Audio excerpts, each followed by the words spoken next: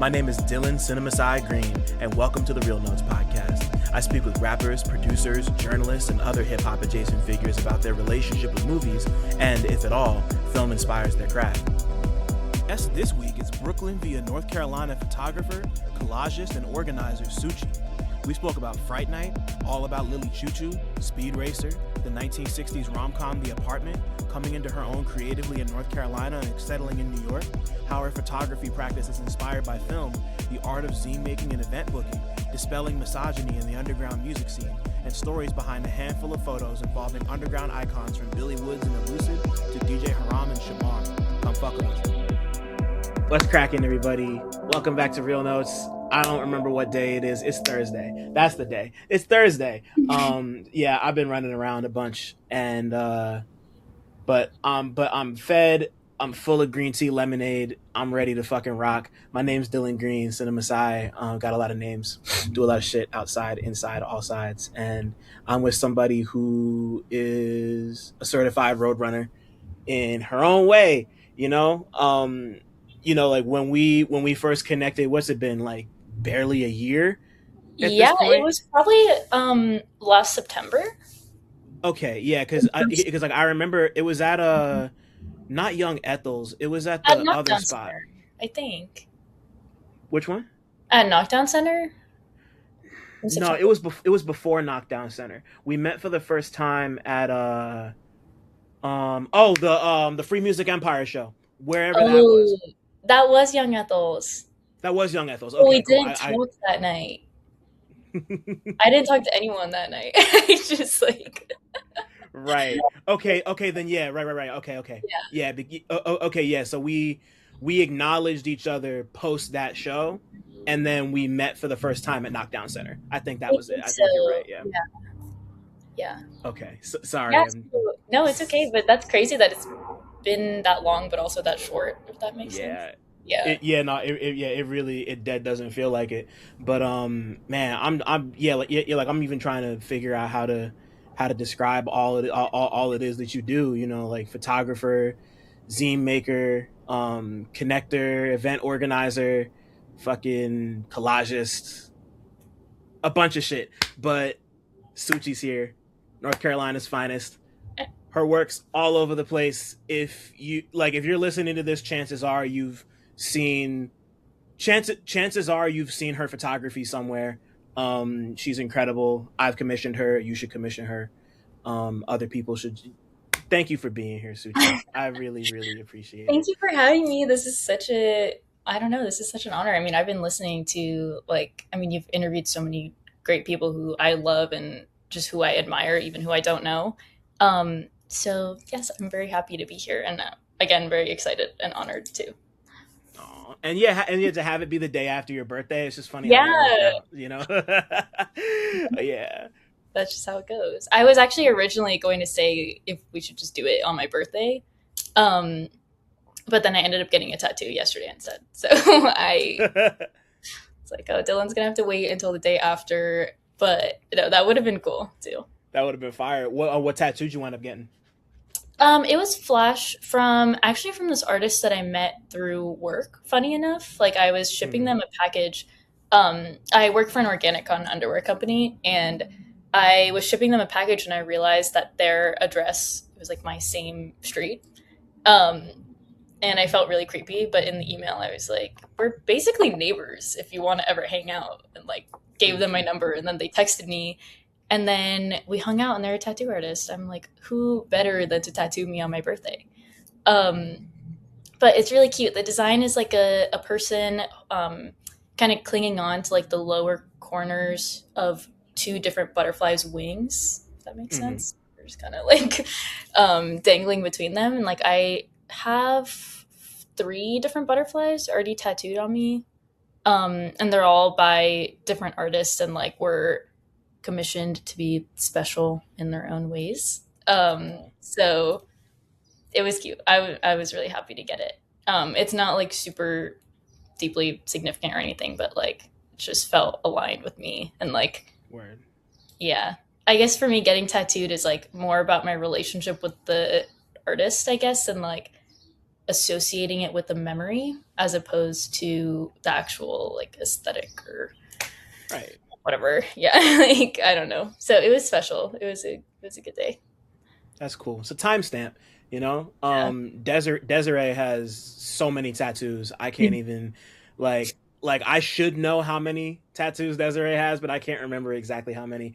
And quite a few of them are butterflies as well. Yeah. I think there's a bit more meaning behind it that I won't get into because personal business and all that. Yeah. But yeah, like I get it. But yeah, like I'm realizing now. I know quite a few people who have butterfly tattoos, and like the significance of it kind of varies from person to person. But like, I just figure like people just like butterflies. Like they look pretty. Like they come in all different sorts of like configuration. They're almost like, this is gonna sound weird. They almost feel like the snowflakes of the animal kingdom. Like every one of them just kind of looks different. They all got different patterns. Like Yeah. even like like no two monarch butterflies look exactly the same or have like the same pattern on their wings. I like monarch butterflies, but yeah, I don't know. Maybe I'm overthinking that, but it's just Yeah, no, that's interesting. actually that's an interesting way to put it because like they're all so different, but they're obviously technically the same. I guess for me, there's just something really feels very tender about like a butterfly is just so beautiful and you can't really catch it. Like they're so hard to catch.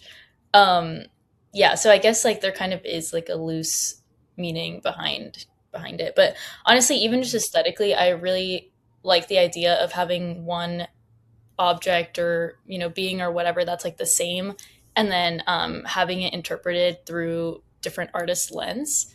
Mm. That's kind of how I feel about like all of the floral stuff I have on my body too. Like this is like turning into tattoo tour, but like this commissioned by my friend Raf. And I basically told them that I wanted like robotic flowers or something. I was like industrial flowers. I'm pretty sure those are the only two words I said. And then they came up with this, and I didn't have any notes at all except for that. I wanted the eyes to kind of look like Kirby's eyes, Yeah, I and that can was see my it only too. note. Yeah, So that's fire. yeah. So I think it's cool that like you can hear two. Can I say bad words? Is that allowed? Yeah, Like you that's can hear that's all like you want. two fucking words, and like it's a completely different interpretation of like such a simple concept. But Hmm. Word.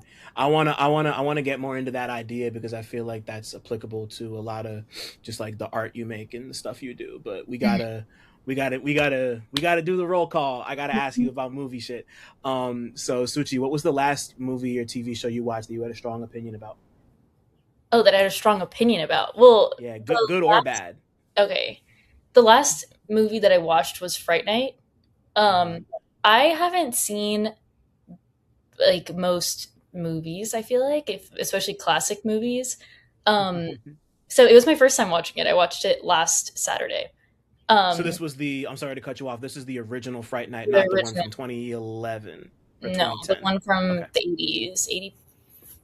I don't know, the one from the 80s. I don't know. Yeah, something like that. I think it's 85. Yeah. Yeah. So it's my first time watching it, and God, it was just so ridiculous. I think like the fact that one of the was it the vampire or maybe like the vampire's keeper handler or whatever like dissipates into green slime. That was crazy. Do you know what I'm talking about? I That know exactly what you're talking oh about. my Yeah. God. I have literally I mean, I'm like a very I feel like I talk during movies if I'm with the right person. Like I'm a very active watcher of stuff. Yeah, I've never exclaimed that loud in my whole life, probably while watching a movie. That it was fucking crazy.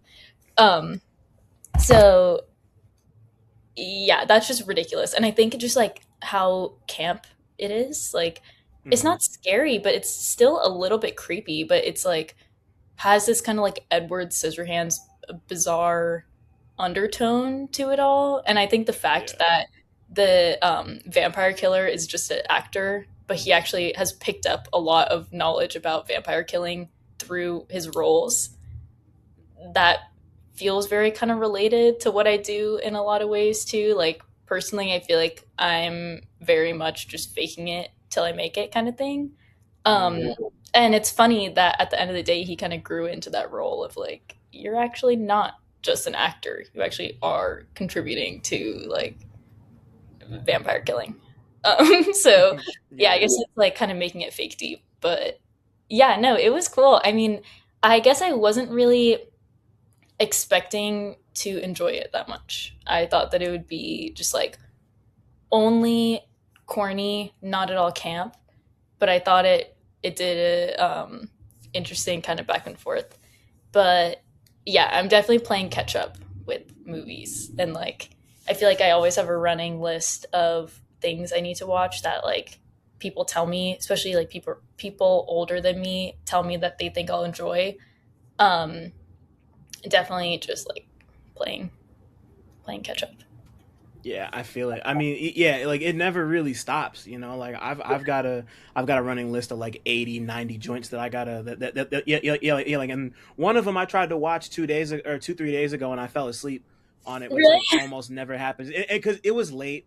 I had a long day and I was like, I'm gonna watch. It was I'm becoming a guinea fowl, which I was really enjoying, and I felt terrible for falling asleep. But like I woke up and I watched it on HBO Max. I woke up and another movie had already started, so I was out for like a good minute. I was No like, way.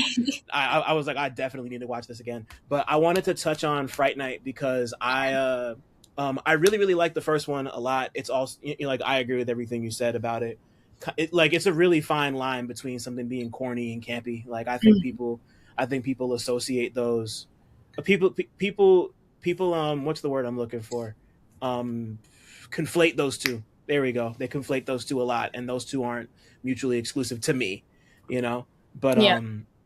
yeah, no, like I just love the idea of like that movie within that context. It's like a pretty modern type of story, like considering that the guy's an actor, but like the vampire is like an old school, like like has to be invited in, Yeah. garlic, silver bullets, stakes. It's like very much like classic vampire rules.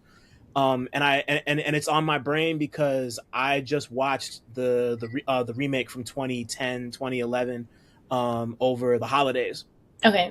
and I saw it when it came out at first, and I really enjoyed it because like you take the original, like the guy, I forget his name, but the actor turned vampire hunter, but in the new movie he's like a Chris Angel mind freak type of like Vegas, like he's basically just Chris Angel because that was Okay. really big at the because that was really big at the time.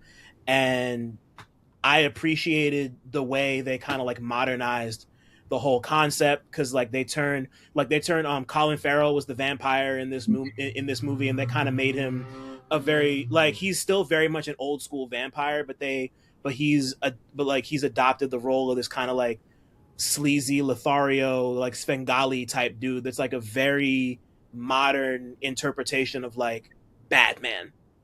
Like it was just very interesting how like the ways they modernized that movie I thought were really really cool. And on top of that, it was just like really well paced, very funny. Got pretty action packed. Like some of the special effects were kind of shitty, and it was made during the peak of like 3D when they started Okay. implementing 3D in the theaters. So, like a bunch of the effects like pop out at the screen in like terrible ways that were clearly meant for the. It's like all those movies look so bad now, only like partially through fault of their own. But yeah, I think Fright Night's just I think it's generally just a really interesting, fun kind of, I guess to an extent, like a deconstruction of vampire stuff. And yeah, they both kind of hit, they they both scratched good itches for me. So yeah. Yeah. Yeah. Yeah. I'm trying to think of I guess I mean I get told sometimes that I don't really have like a foundational knowledge of film, but then I just have all these like random movies that I get obsessed with. Like I think it Mhm. was last summer I watched All About Lily Chou Chou for the first time. Have you ever Oh seen wow. Yeah, that's a crazy movie. that? Are you so surprised to hear that? No, no, no, no. It wasn't even that I was surprised. Like, I mean, like first and foremost, like that doesn't really come up from a lot of people I have on here. So it Yeah, was it I was know. just I'm whatever niche like that, I guess. no. But It's a good movie. I think I got that recommendation from Reddit, and I'm trying to remember why. I think I was reading like some like Bjork Reddit or something. I don't even remember what the thing was, but someone in the replies was like, if you like Bjork, you might like the scoring of this movie or sound scoring soundtrack of the movie. Yeah.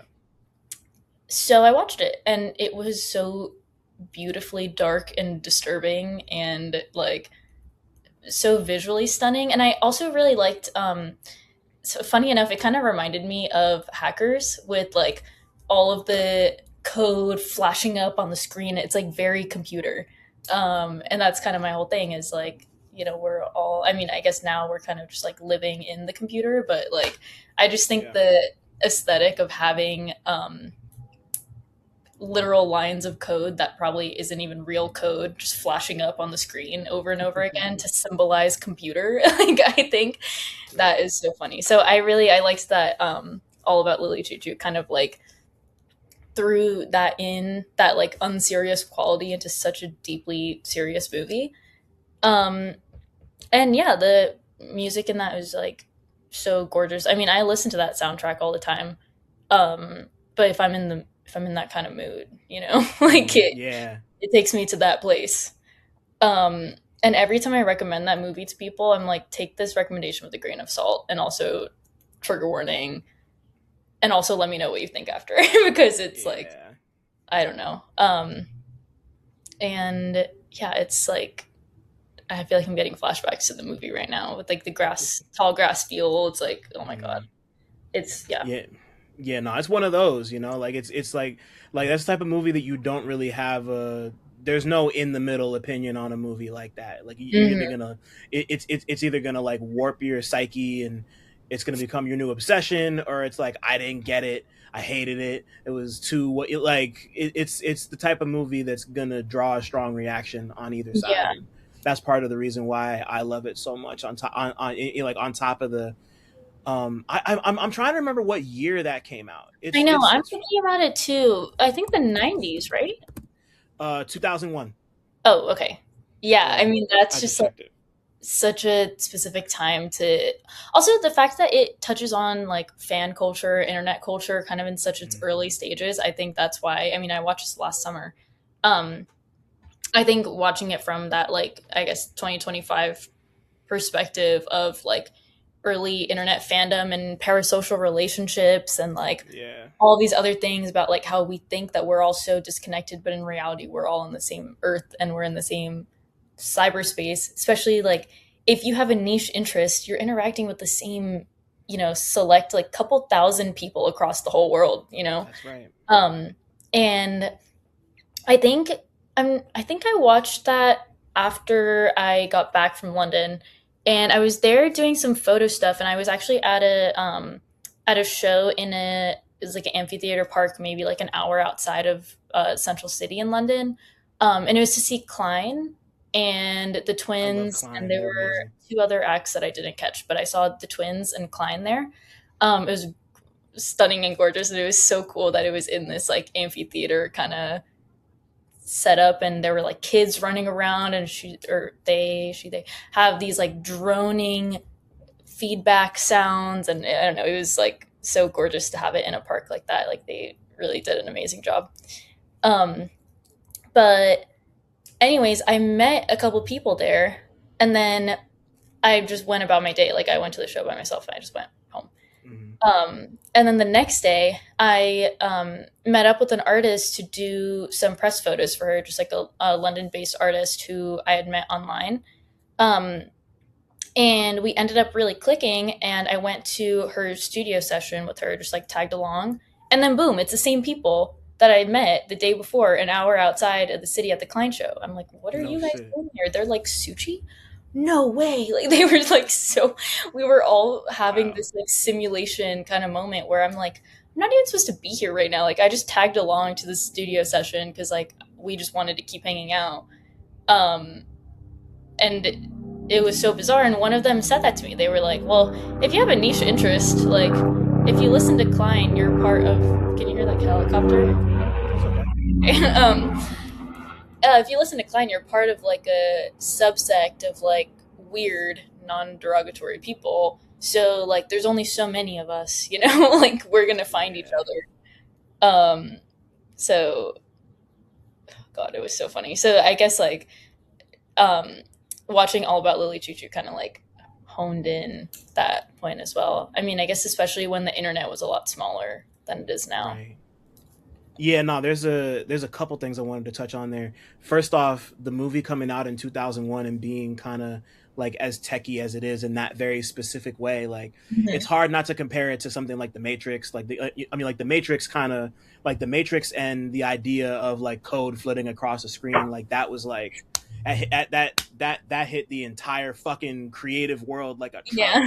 you know. So like it's like I'm thinking about it from that perspective, and then I'm thinking about it from just like tangential. I saw Speed Racer. The Wachowskis who made The Matrix also made Speed Racer. I Okay. had never seen it before. I've been meaning to see it forever.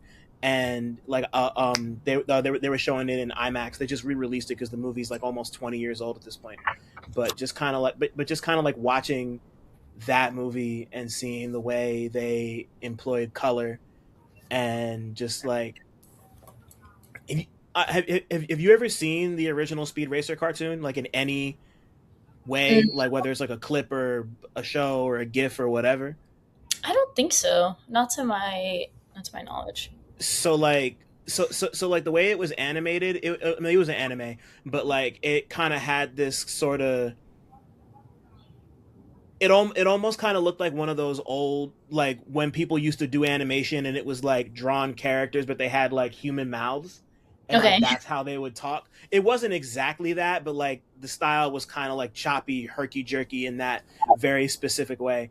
And the Mhm. visual style of the movie tried to emulate that with live action everything. So everything kind of everything it's like hyper super duper stylized, like everything's clearly a green screen, everything's kind of like chopped and edited in a way that gives it this like diorama quality. It's hard to put into words, like Yeah. but but like they tried to nail that anime aesthetic with live action. They weren't the first people to do that, but it was really cool to see them try because it gives it this like it feels unreal in a really interesting and cool way that kind of sort of reminded me of All About Lily Chou Chou. I don't know why, but like thinking about it now, those two, like if you ever watch it, I'd be really Mhm. interested in your thoughts, just like purely from a visual standpoint, because Yeah. it's a gorgeous fucking movie. Like and it's a lot of like car racing, so like it's just like Mhm. super fast colors, like just like bright, vibrant, like super duper saturated. It's like it really like I don't describe much as like a sugar rush. Like it feels like it feels like you just downed a whole bag of sour Skittles and then chased it with a Red Bull. Like it's fucking That's crazy. I'm trying to understand for some reason the tone I'm imagining is like Uncut Gems esque, like that chaos kind of. Is it like that or is it? No, not at all. It's like very much like a kids movie, very Oh my like on gosh. on the Okay. rails, sort of like like like I'm trying to race. My I'm dad good. owns the company I work for. My brother's dead. I'm honoring his legacy, but I'm also like I want to race cars. Like it's like very much kind of like a kids movie in that way. It's so interesting. Like it's really one of those things that like I can't describe and you just have to go watch. Yeah. Um, Okay, I'll have but to check it out. It'll go on my list, my endless, ever-growing list. let's go. Uh, But I also wanted to touch on the bit about Klein and just like the general idea of like and like it's applicable to Speed Racer too, because like a big part of the reason the movie was re-released is because it gained a cult following and people mhm. kept asking for it to be released. It was like a movie that like critics didn't really love. It didn't do well at the box office, but it gained all its fans like after it came out. So people were, like there was like a very vocal fandom who was like, we want this movie to be given the treatment it deserves, and it got it. Um, but but to connect that to your other shit, like I saw Klein for the first time. I think it was either last year. It was either at the end of last year. No, it had to be like March of last year, because they opened for Fear Dorian Okay. when Dorian did his album release show when he put out Leaving Home, and like I was already a fan of Klein, but like seeing them on stage, like performing and just like doing all the instruments, it's just like really, really fucking cool stuff. And like in that moment, I very much felt what y'all felt when you were in London of just like you ever just like watch somebody and immediately have it wash over you that like only me and like 5,000 people on planet Earth will ever understand or appreciate what this person's trying to do right now. And like watching that happen in the specific way they did it, it was really special. And like, you know, like and yeah, I was with my homie Crash. Shout out to Crash Prez. I was with Crash that night, and he and I just like talked about their set for like 20 minutes after the whole thing was over. Like that was the one we talked about everybody, but we kept coming back to Klein. Like that's how cool it was, you know. Yeah. No, they are truly so magical. But that feeling of only a couple thousand people in the whole world kind of like are, I don't want to say like tapped in, but more or less like tapped in, but in a way of just being inside of it, not just like having awareness of it, whatever. That's like a different conversation. But yeah, no, it's definitely a difference too. Yeah. But anyways, yeah, no, that feeling is pretty much the root of my photo practice, I feel like.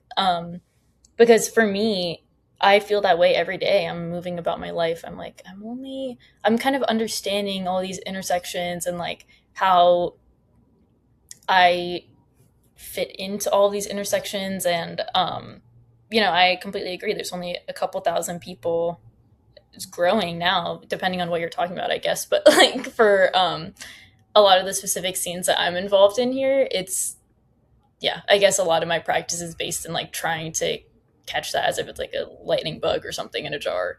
And like, I know that there are thousands of lightning bugs that I won't catch, but if I can just catch one, like if I can make one good image of like this artist or this event or like, whatever, even just like capturing a certain emotion or something, then I've kind of played my part in documenting what only these like 5,000 people or whatever will ever experience.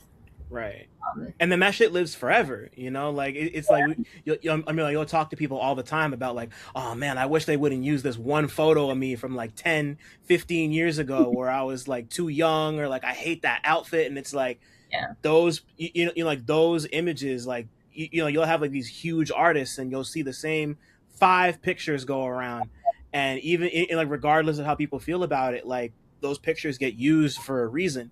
And they like they capture moments, and there's like an energy to them when like maybe they were like peaking or at their peak, or like it was like a special thing, or it just looks good and fits the dimensions or whatever. But like those like that phenomenon is so, like speaking as somebody who's put together their fair share of articles and have gone digging through images looking for things, it's like sometimes you're more inclined to go for the more iconic photo because people were just like, oh, that's the one. And it's just interesting the way the eye is drawn. And I want to dig more into that, but I have I have 2 more movie related questions for you. Okay. The first being, what's the first movie experience you can remember having ever? It could be at the theater, it could be at your cousin's house, like, or maybe not ever, but like the earliest one that comes to mind for you. Okay. For some reason, the first movie that comes to mind is the first Spider-Man movie. I don't even know when that came out. Like, I don't remember. Do you know when that came out? Was it like 2000? I want to say 2010. Had to be like, it was 2002. Yeah, 2002. Okay. For some reason I thought it was a little bit later. Yeah, that's the first, like, that upside down kiss. I remember being a kid being like, yeah, like that looks fun. I mean, I don't know. And I like that movie. I mean, I haven't rewatched it probably in 10 years. But like, I feel like it kind of had a little bit of edge that I enjoyed. And I'm not really a big superhero movie person. But for some reason, I feel like that's probably the earliest memory I have of watching a movie. I feel like as I've gotten older, I've gotten more attracted to watching movies, if that makes sense. Like when I was a kid, I just like found them really annoying. And also, like, not to be unwoke, but like I would just get so irritated because my family would want to watch like 4-hour movies all the time. I'm like, See, I don't want to as sit a kid, why do you want to do that? I because I'm the completely younger understand. sibling. So like Yeah, everyone it's even else is like worse. older than me and like wants to sit down and watch a movie. I'm like, guys, I'm 8. Like I want to go run around and like I want to go like draw on the wall and like do Right. like rambunctious. I would like dig up dirt and make like clay pots out of it. I'm like, I just want to go do that. I don't want to like sit here. So then I think I kind of built this distaste for watching movies over time because I just equated it with like having to sit still and be quiet. Like that is still sometimes now is like the worst thing I can kind of think of.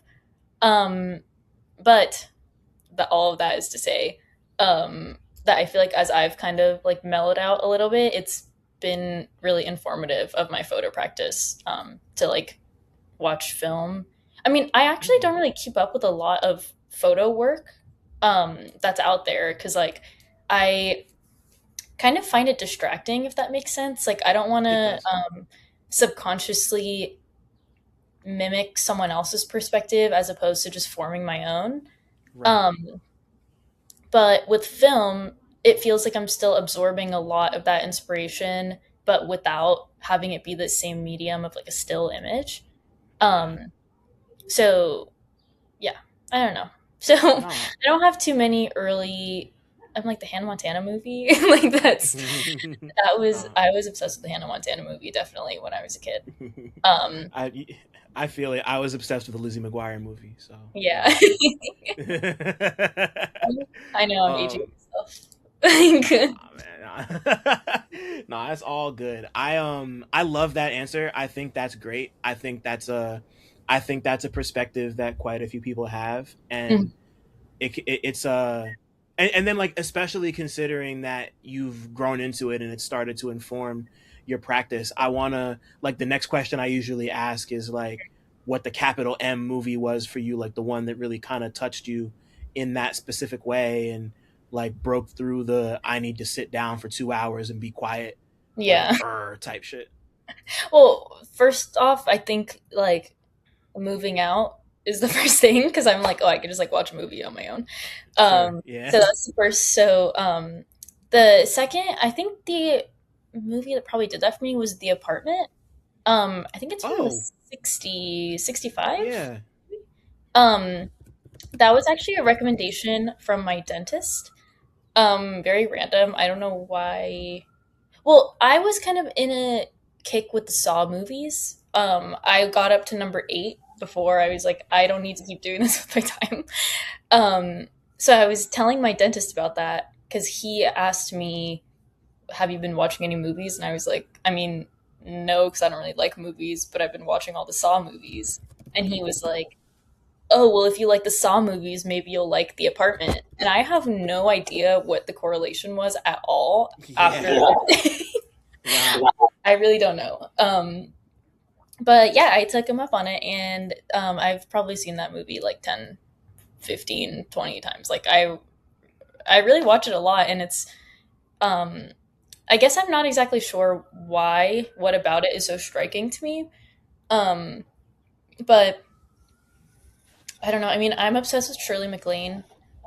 So that's probably the first reason that I watch it so often. Like I've seen a bunch of her films, but like also just the black and white. I love black and white photos, obviously. I think that's like my whole thing. Yeah. But yeah, I know. I think it's a very visually stunning movie, and it's cool to imagine. I think they're on the Upper West Side. It's cool to imagine a time when the Upper West Side isn't like how it is now. Um, Yeah. and Definitely. yeah, no, I think it's gorgeous, and again, it's just like visually gorgeous. Um, I like that they actually characterized the woman. You know, like I feel like the characterization of I don't know what her name is in I always forget, but Shirley MacLaine's character, um, Hmm.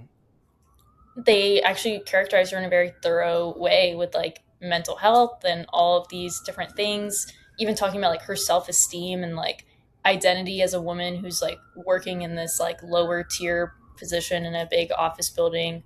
Um, So yeah, I mean, she was just like, I thought it was cool how it kind of like conveyed those complexities, but also she is beautiful and she is lovable and she's also struggling and she's also like has this like kind of male ally who's like cares for her just as her, even if she has this like older man or whatever, like whatever that kind of Yeah. situation is. um so yeah, I think that was one of probably the first movies that I saw that was like deeply striking to me, artistically. My fault. Sorry to interrupt, but I just wanted to shout out the Real Notes Patreon one time. For as little as $5 a month, you get exclusive goodies like video of every interview, 2-day early access to every interview, an invite to the Real Notes Discord server, exclusive access to the Real Talk Movie Night archive, and early pre-sale links for all live events. If you want to give a little more, you get other exclusives like retro 60-second movie reviews and monthly 90-minute workshops with me, where we can discuss whatever creative questions or projects you might have going on. Head over to patreon.com/realnotes. That's REELNOTES to join right now. I repeat, all videos will only be available on the Patreon. Thanks for listening. Shout out to my patrons. Now let's get back to talking. But also, I just think it's like entertaining and a just gorgeous, gorgeous movie. And I really liked Irma Ladouce. Is that how you pronounce that? I don't know. That's also Shirley MacLaine. She like I wears don't know if green. I'm familiar with that one. Um, I'm trying to remember when it. I don't remember when it came out. But it's also what's his last name? Jack is the actor. Who's in the apartment? Yeah, so it's the Yeah, same. Jack Lemmon. Yeah, so yeah, it's Jack Lemmon and Shirley MacLaine again, but in this one, they are in Paris, and she's a prostitute, and she always wears green tights, and she has this like tiny little rat dog that she like takes everywhere with her. um, and I think it's cool to like see them together in another film as well. But yeah, I guess these like strange, again, kind of campy '60s movies for some reason have been getting me out of that movie slump. That's fun. And, like that era specifically, kind of like I look back on it just based on stuff that I watched on my own, stuff that I watched in film school, and the movies that I'm generally more attracted to now as I like go back and continue to watch is like, like stuff like All About Eve and stuff like The Apartment, like these, like yeah, I mean, like you're describing The Apartment, and I couldn't help but think about All About Eve and just the way that movie really digs into a specific type of femininity and just like what it means like in like the Hollywood context, and like how that can kind of just like how that just I don't know, just like how people's image of themselves can be distorted by all these like outside forces, and how that manifests within the actors. Like Betty Davis in All About Eve is, in my opinion, one of like the greatest performances anybody's given in a movie, just because of how she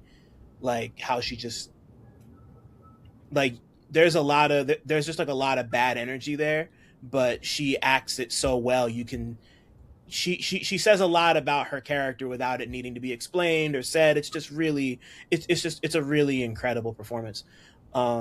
Just like stuff like that.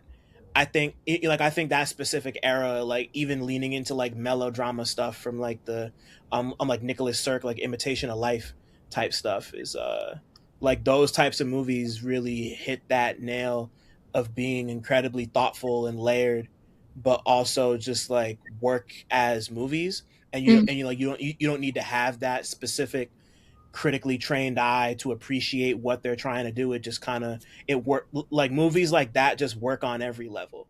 Yeah, And movies that work on every level, it like people don't appreciate how hard it is to make stuff like that appeals to the nerds, for lack of a better word, and to just like the average person who goes to the movies 2 times a year and yeah, sees what they want to see. Like those making those types of movies that touch every kind of person is like I can't think of many, that really do it.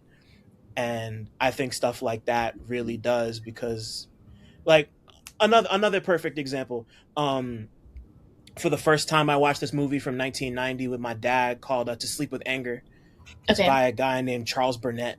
He's he's he's a black filmmaker from Oakland, and or no, I don't know. Or he's from Cali. I don't remember if he's from Oakland. I don't want to fuck that up. Okay. But he's just the type of person. The movie's about a man played by Danny Glover he's from, I think, Louisiana, and he winds up in California. He has like a bunch of family friends who all emigrated from Louisiana to Cali, and like he just shows up and like stays on their couch basically, and he like won't leave after a while. He kind of wears out his welcome, and it's just like the whole movie is about how the traditions they all kind of took up in Louisiana followed them to California, and just like how the different types of blackness like both mesh and are very much apart. Like it's the type of movie that's like every single character across gender lines is such a fully realized, complex, and interesting person. It's the type of movie you could only make if you've like actually lived a life. You Yeah. know, like when you like know people, like when you study your family, and you know, like you can bring interiority to like the aunt you see 2 times a year versus the person you're spending, you know, 90% of your day with. Like I thought I knew a thing or two about life. I finished watching it and was immediately like, I don't know shit about life. You know, like it was just one of those that really opened my brain and was like, you know, I mean, like I knew the stuff they were talking about, but just the way it was realized, it didn't feel like I was watching a movie. And it's so rare that stuff like that hits at it in a way that feels like real, but not, you know, like it's not like realist, you know, like in the way that like a lot of the older stuff can be. It was kind of in the middle ground between something like The Apartment and and something like Saw. Now you got me thinking about Saw. That's so funny. But yeah, like yeah, like I'm thinking about it in that specific way. Just like yeah, like Charles Burnett's an incredible filmmaker. Like that was, I watched that and was like, that might wind up being a new favorite movie of mine, like ever. Yeah. You know? Yeah, I guess there's something about it that's almost like kind of minimal in a lot of ways too. Like with Saw, for example. It's so funny that we're talking about this, by the way. um, Yeah.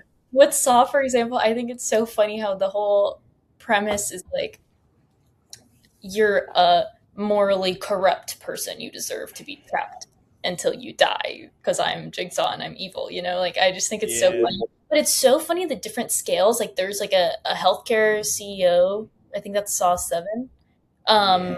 But then the first one, he's just like a photographer. Like I don't know what he did wrong, but like I don't know. I just think it's so funny how he just. I mean, my bit of it was like, oh, he's like a creepy male photographer. Like he is getting that's his like moral corruption or something.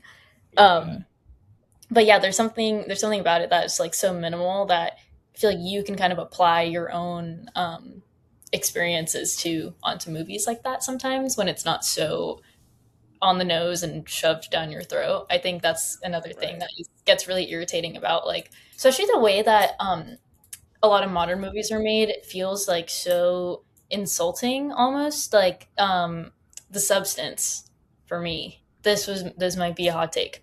I really did not enjoy it. I thought it was irritating. I thought it was way too on the nose.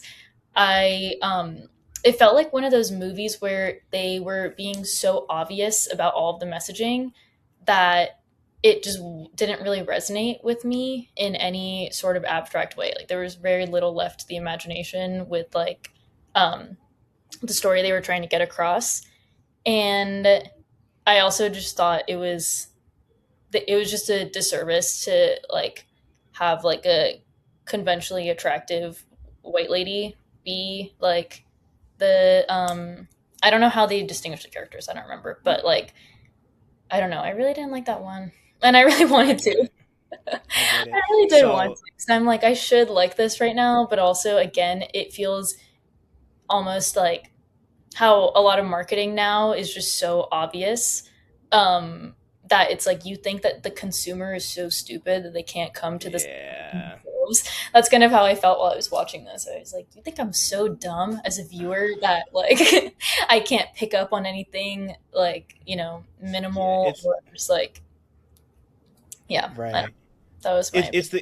It's the same logic that you could apply to like the way Netflix will like have to write their shows, where like every 20 minutes they have to have somebody like explain the plot because they just assume most people are going to be scrolling on their phones the whole Yeah, time. Like I totally get that.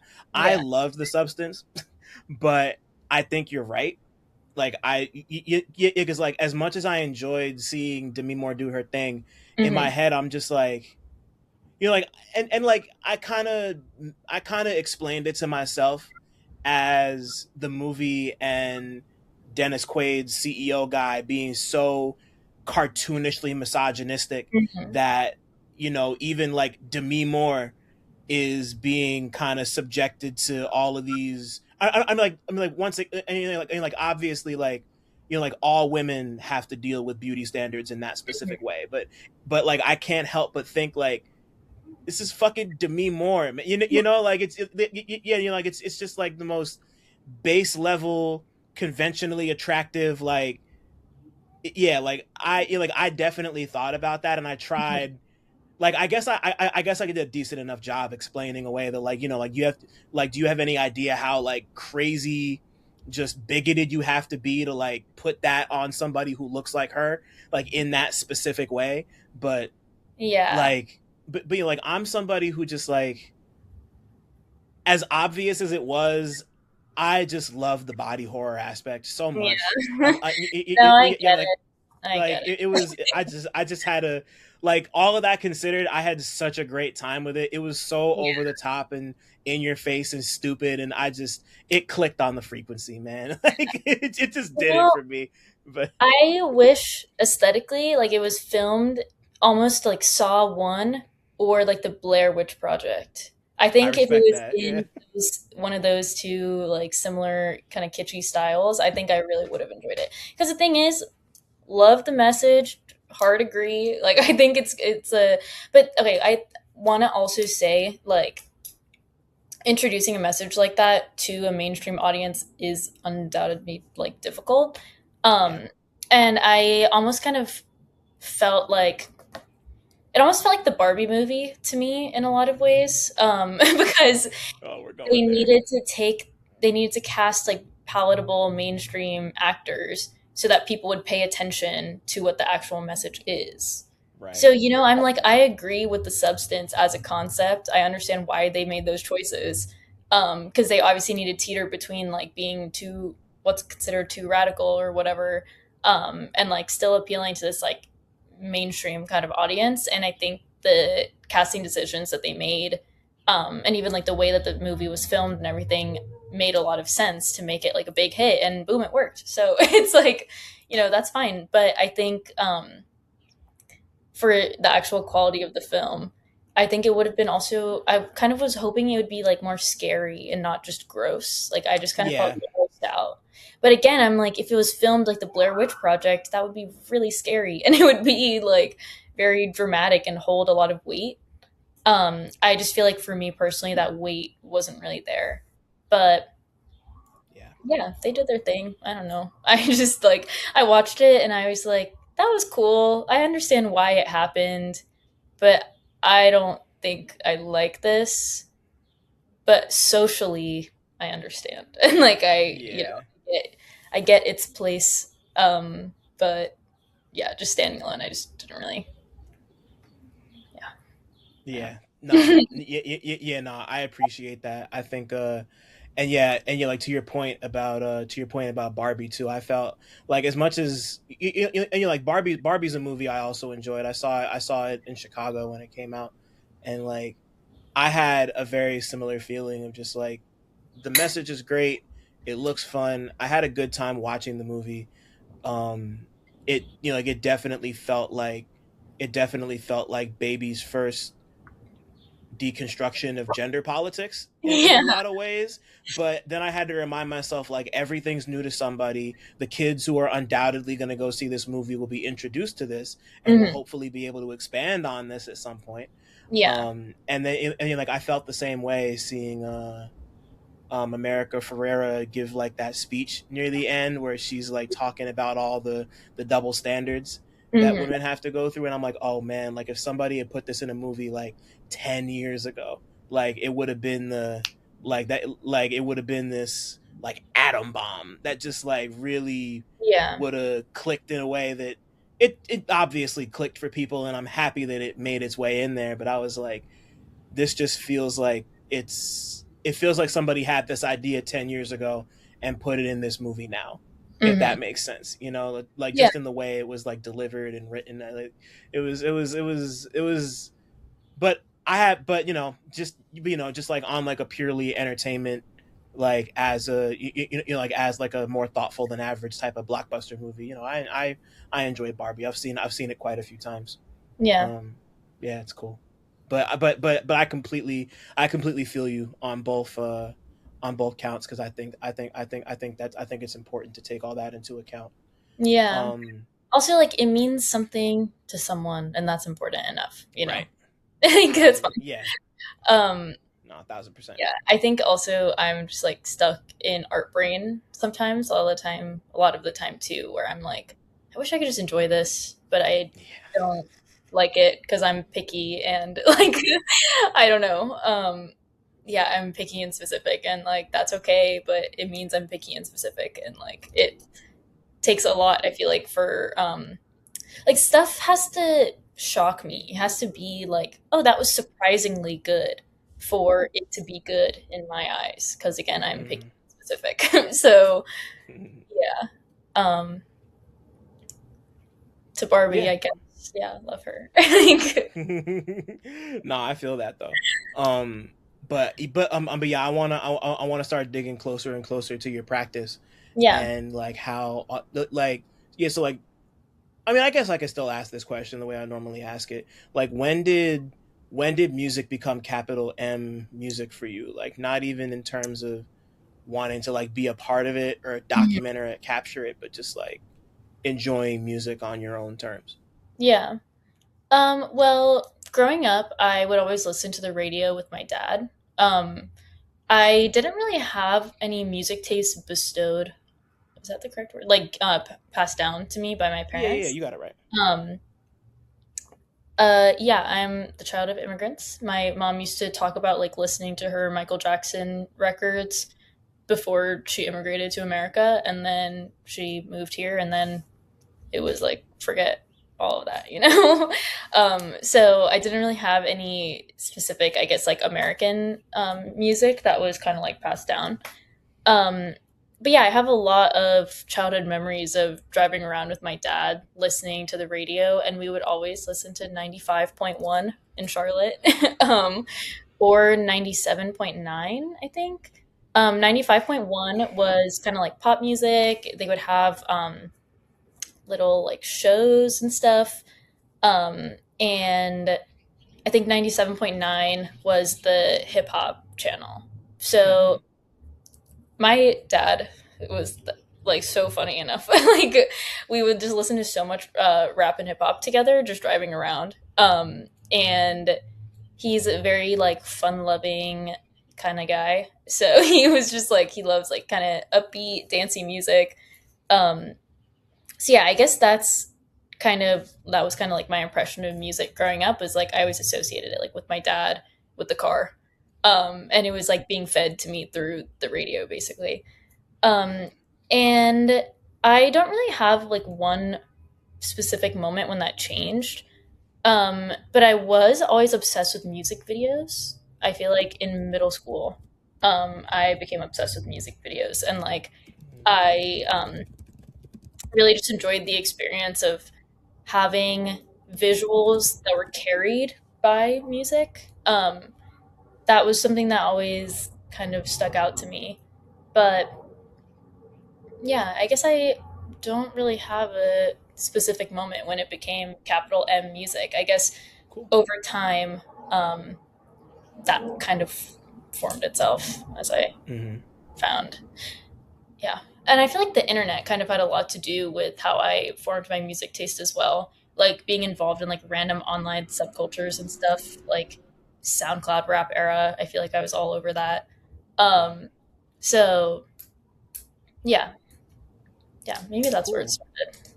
What and then like around what time did photography and zine making and all that stuff come into play? Like did that come into play while you were still younger, or was it something that you like adopted after you got older and like went to left high school? Hmm. Yeah.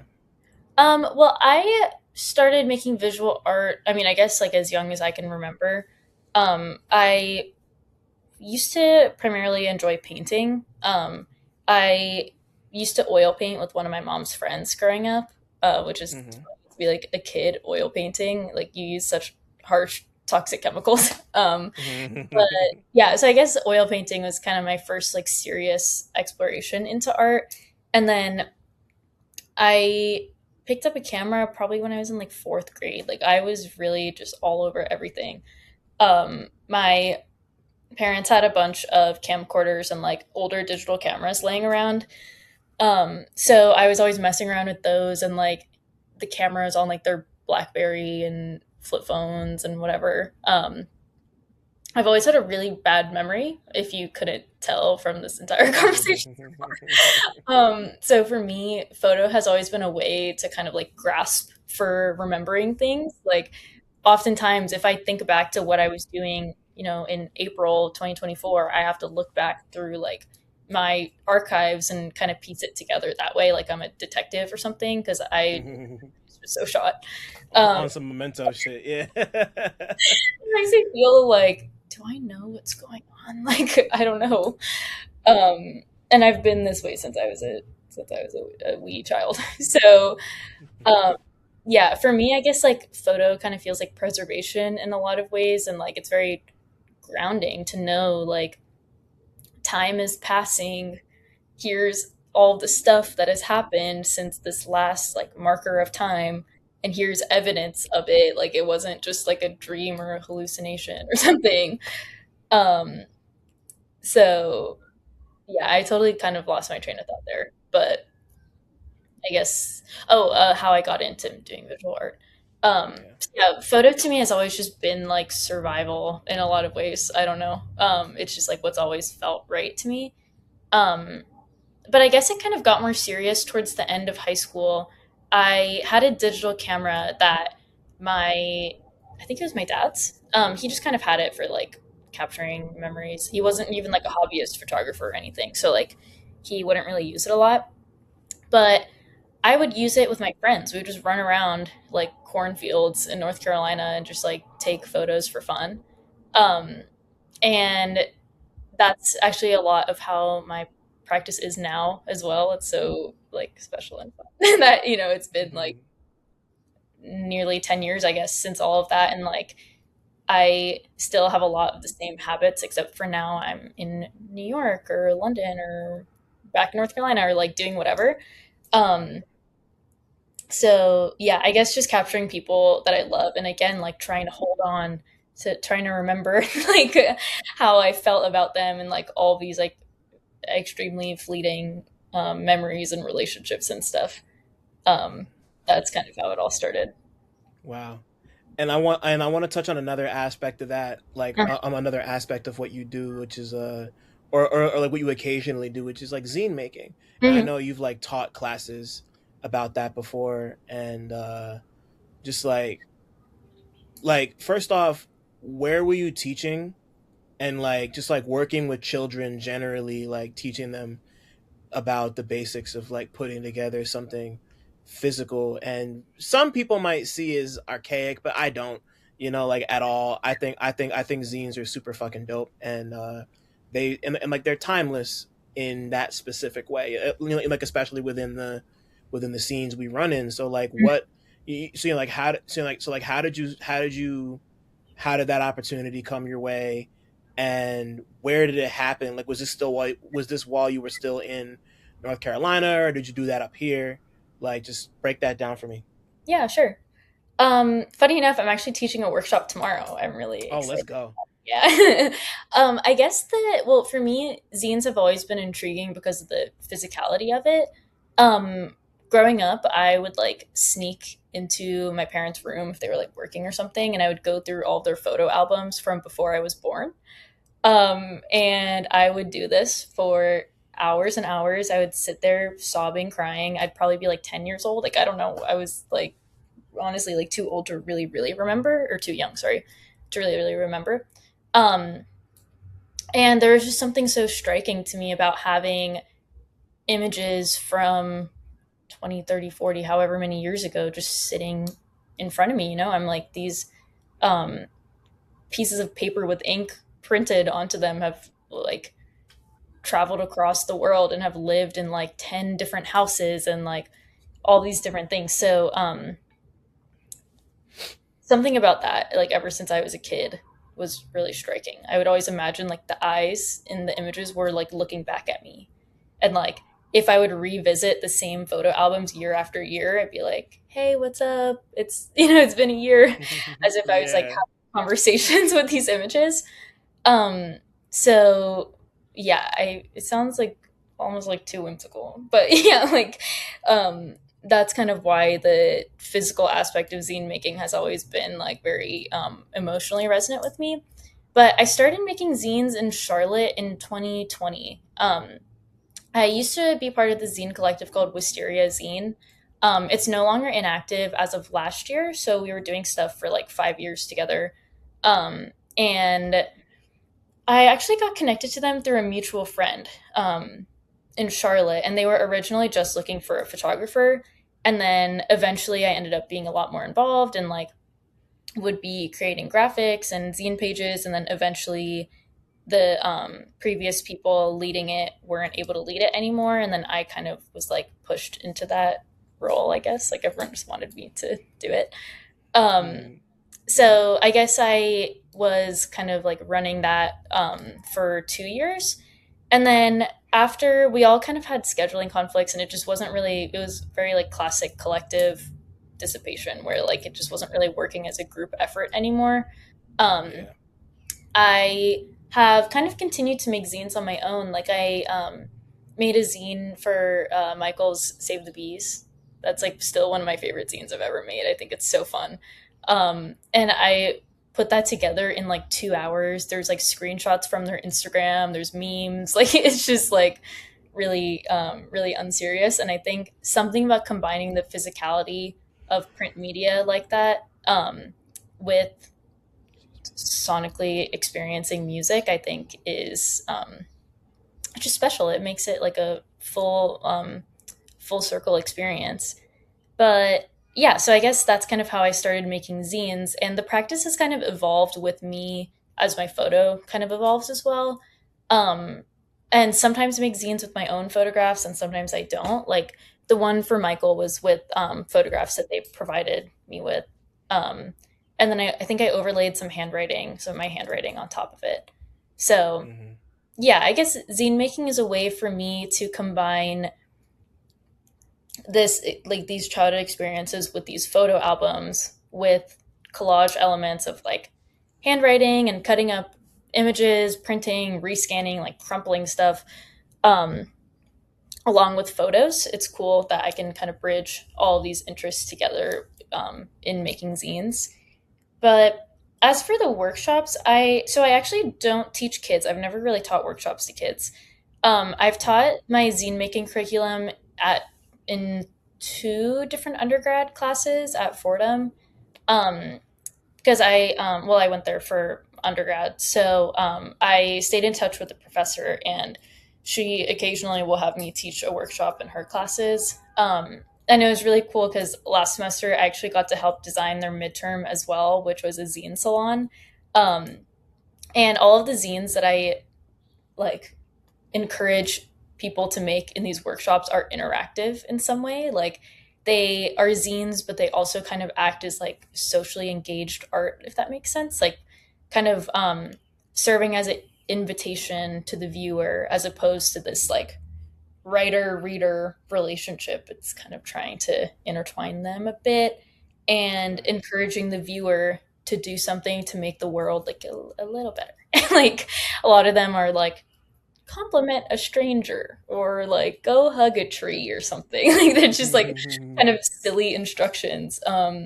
So yeah, I guess that's kind of the core idea of this workshop is like zines are a method of inviting engagement. And in this particular workshop, since it's just an introduction to that idea, it's like very on the nose instructions, like hug a tree or something. Um, Right. yeah. So yeah, that's a bit about the workshops. The one that I'm teaching tomorrow is actually at Rutgers. It's through this conference. It's the Hip Hop Youth Research and Activism Conference. And this is my second time teaching a zine making workshop there, and I'm so excited. This is like my favorite day of the whole year, tomorrow, basically. Um, it's so fun because they have like such a interesting lineup of presenters, speakers, attendants.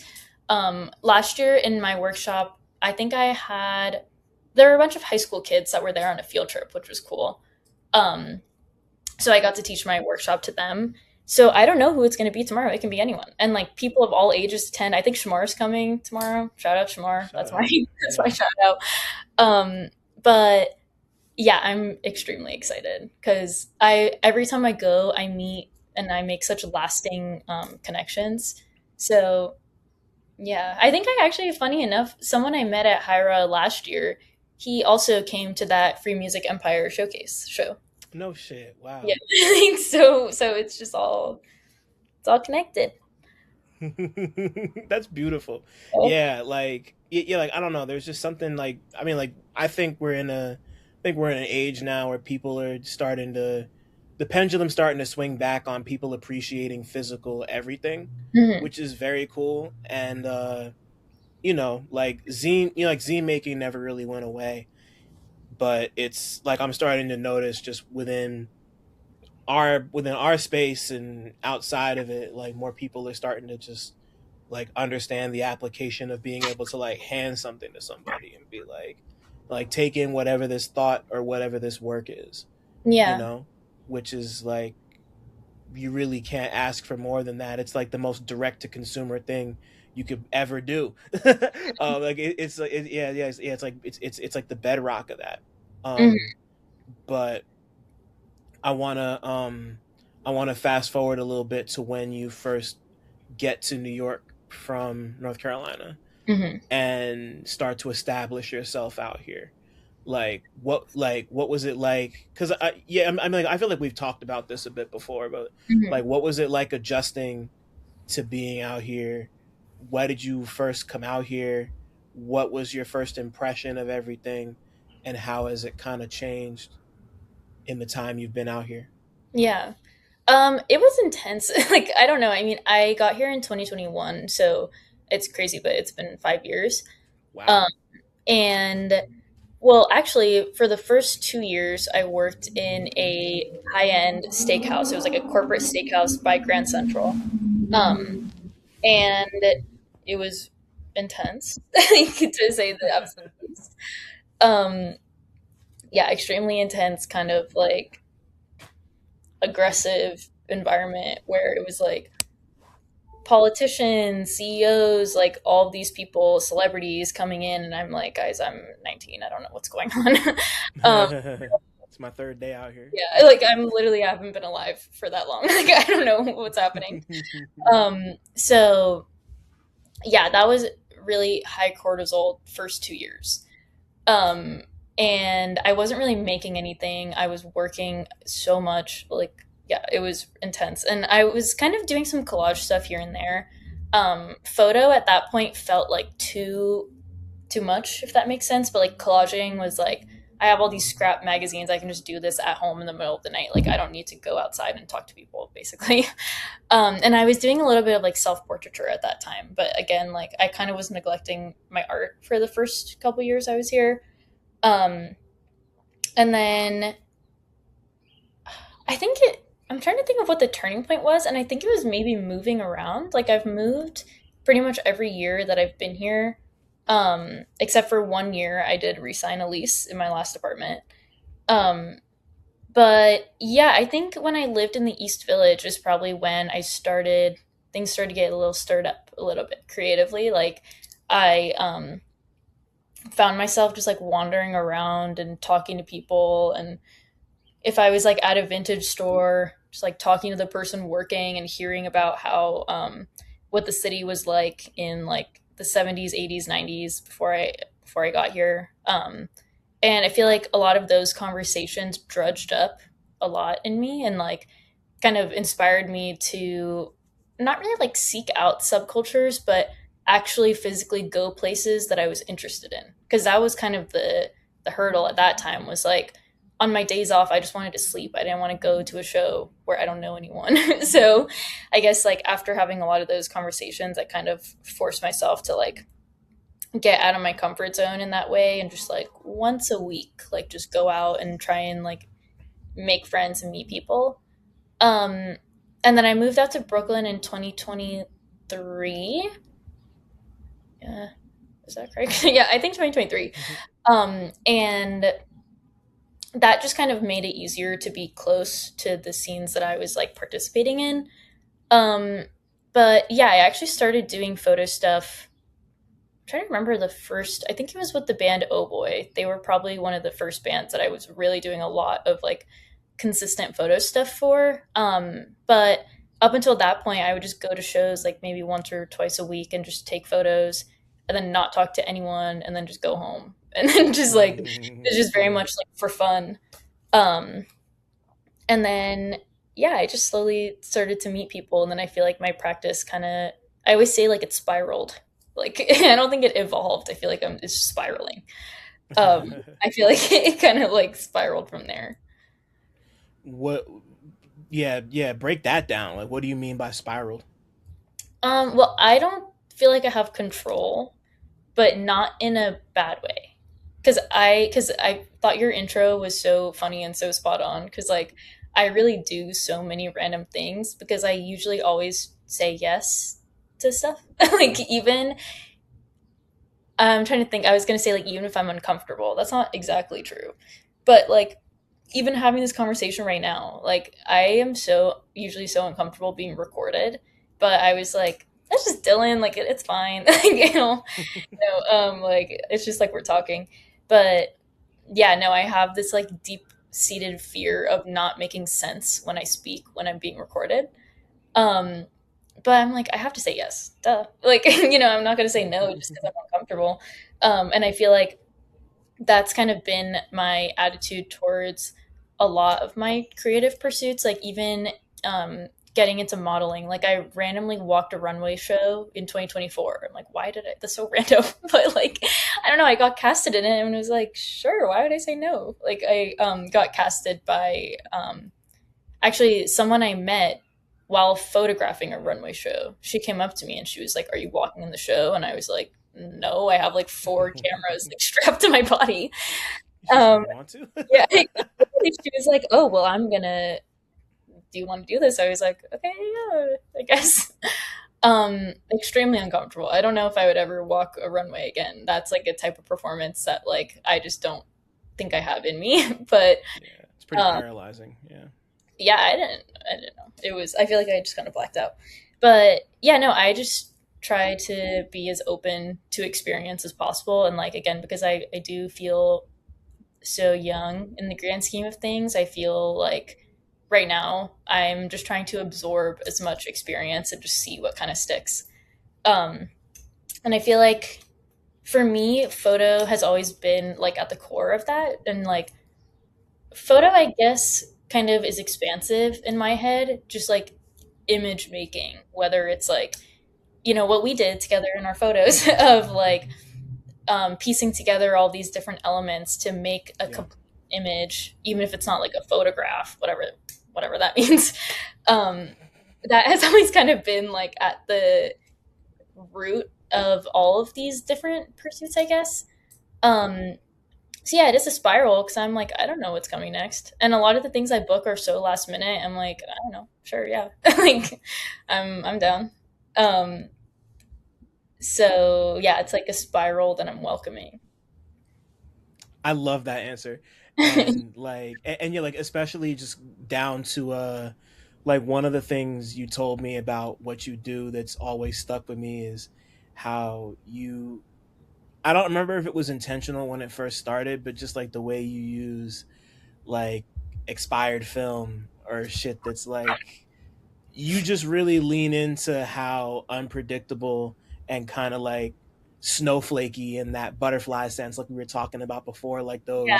those photographs can be, which I think makes stuff like I made a list of stuff that I wanted to go over and how you took the pictures and the process. Like that's what makes like the picture you took of Shamar at their at the release show with them like holding the mic and it's like in motion. Like I Mm, don't know how else to describe it, but it's like the super duper close up shot. yeah. No, I think I You know what you're know, talking about. That was at it was at their practice space. But yeah, like same difference. Yeah. got you. At the Yeah, practice space. but yeah, you know, like it's evident in stuff like that, and you know, like Shamar has been. I don't know if this is the right word. Like I guess a muse because y'all work together pretty often. I don't want Yeah. to. I don't want to put that on that if that's not what that is. But Yeah. you know, like it's like you guys' work has always been pretty fascinating to me, just in terms of like how it looks and the way you're like experimenting with different styles. So like, talk to me about like specifically that image and then the photos, the press photos y'all took when you were on the trip upstate, I think. Yeah. I love being asked about this because I get asked about this so much. Like it's actually cracking me up, and I'm delighted. Shmore is one of my best friends. I'm like, hell yeah, I'll talk about them. Like, yeah, of Yeah. course. And that's the thing. Shamar is one of my best friends, so it's so easy to make an image of them. And I think also visually we are very aligned. And at this point, I mean, I've known Shamar for a little over a year, um, and which really is not that long. I mean, it's kind of bizarre that we have this like tango, I guess, this like creative back and forth that we have. Um, but yeah, we have a lot of trust for each other. Like I have the creative freedom to kind of make these images in the way that it feels authentic to me. And I know that they'll like them because again, we are like quite aligned visually, I think. Um, and I think working with artists who kind of have like a similar openness creatively, like I was just talking about earlier, has been the most uh, sorry, I'm starting to run out of words. Like I usually No, it's like point where I'm like, brain I'm, English. I'm so sorry. No, no, it's okay. See, this is when I'm a visual artist.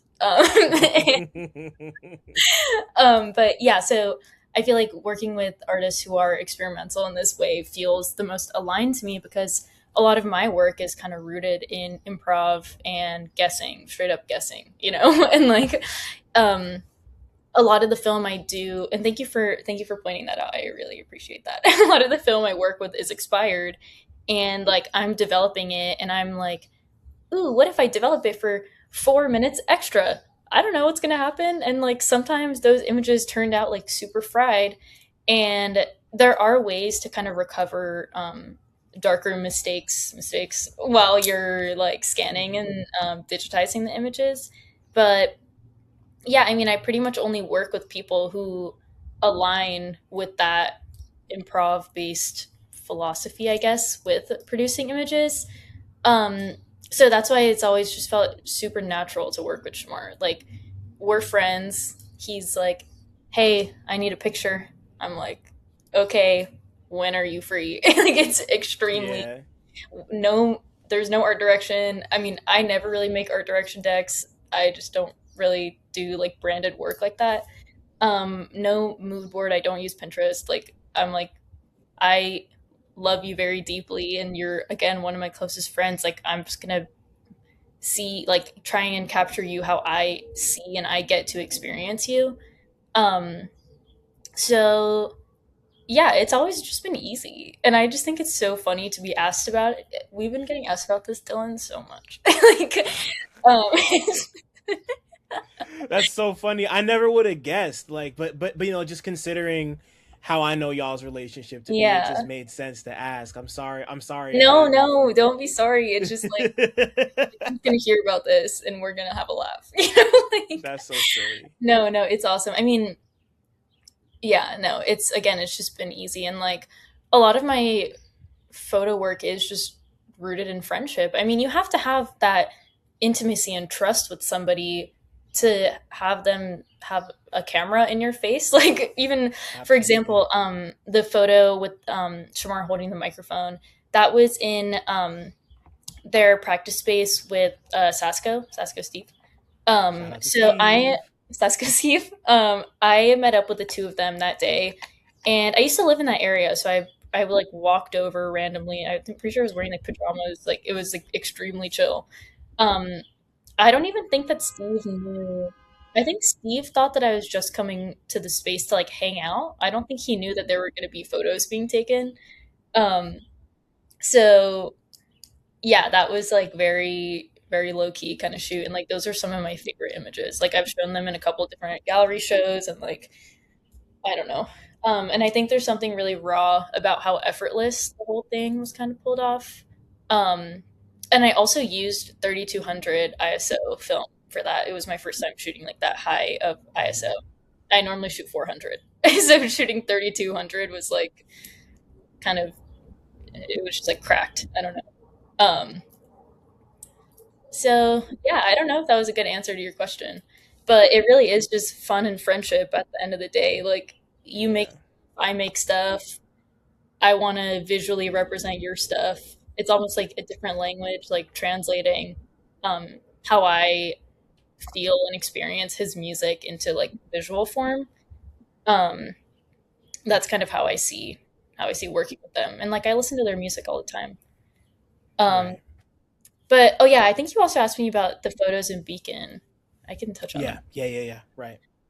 So we were actually in Beacon because I had an art show there. Um, and I think I was telling Shamar about it maybe in like November, December. I just kind of quickly, and like, that's kind of around their birthday too. I was like, what if we made a trip? What if we just invited our friends and we just like got an Airbnb for the weekend? Um, and it ended up being such a lovely time. Like, we got to the Airbnb. We had a bunch of people kind of tag along. We drove up from the city. We shot those photos in 30 minutes, probably 30 minutes. Yeah, like, as soon as we got there, we just like threw everything down, shot those photos, and then we had to get ready and then go to my opening. So it was really fun. Like, Michael was also there. Michael and Dana were being like location scouts, and like Tyler Blackchai was like holding the umbrella above Hmm. my head, so my camera. Yeah. That picture's that picture of him holding the umbrella is so fun. It's like so fun. And then our friend Nick was there filming BTS, and then Kobe and Steve were also there. I think I'm like, is that everyone? I think that's everyone. Hmm. Um, it was really lovely, and like, it was cool that everyone was involved in some way. Um, and even just like making Shamara feel more comfortable of like, I'm just standing here nonchalant, like, in these images. It's like really nice that both of us, and like especially for the subject, to feel so with your guard down, that really does Right. make for a beautiful image. So I think those usually end up being my favorites as well, or like when I catch people off guard, or there's some element of surprise to it in some way, just because like your face is so relaxed, and that's how I experience these people. So it's really Yeah. special to be able to capture that. That's fire. I love that. Like, just the intimacy. I mean, like, the intimacy of all photos generally, but like that specific, like, this is my friend. I'm gonna render this like almost candid, but not quite. Just like on like a comfortable level, it's candid type of thing. Which is interesting because the next one I had wanted to ask about was all the pictures you've taken of woods, particularly the ones at the Knockdown Center, and then when you went with Woods and Haram. Shout out to the two of them, by the way, generals. I love them both. In London. So Yeah. I yeah. So I mean, like the Knockdown Center show is I think where you and I first officially met, like we Mhm. said before, and like you were taking photo and video of a lot of people that night, but there's a specific image of Woods that's like it's on the expired film. We all know he likes to cover his face, but it's like particularly, for lack of a better word, the shit looks cursed. Okay. Like I think I know what it you're looks talking like it, about. Okay. I think that it's so um, good. I love it. It's great. I think that, well, yeah, I took photos of both of them in that same role. I think that was also 3200 ISO film, and it was given to me by a friend. And this is my bad. I should have double checked. Um, Extremely expired. I'm loading it into my camera. It's like crunchy and dry. I'm like, oh no, like I don't That's know if hard. this is gonna produce any images.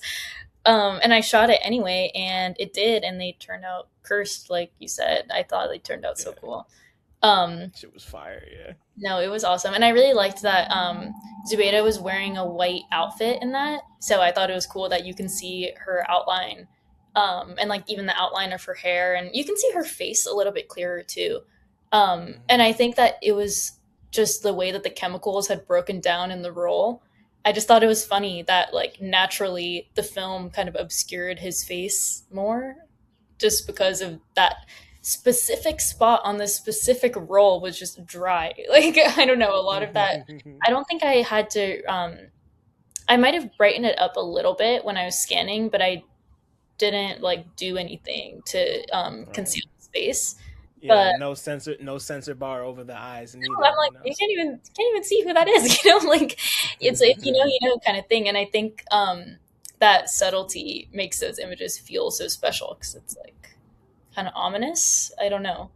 Um, no, I really like those images. That was special, and I think that night at Knockdown Center was really special too. Um, Yeah. I chose. I think I filmed a video that night. I was like running around with the video camera, um, Hmm. and I I just like to have something to do.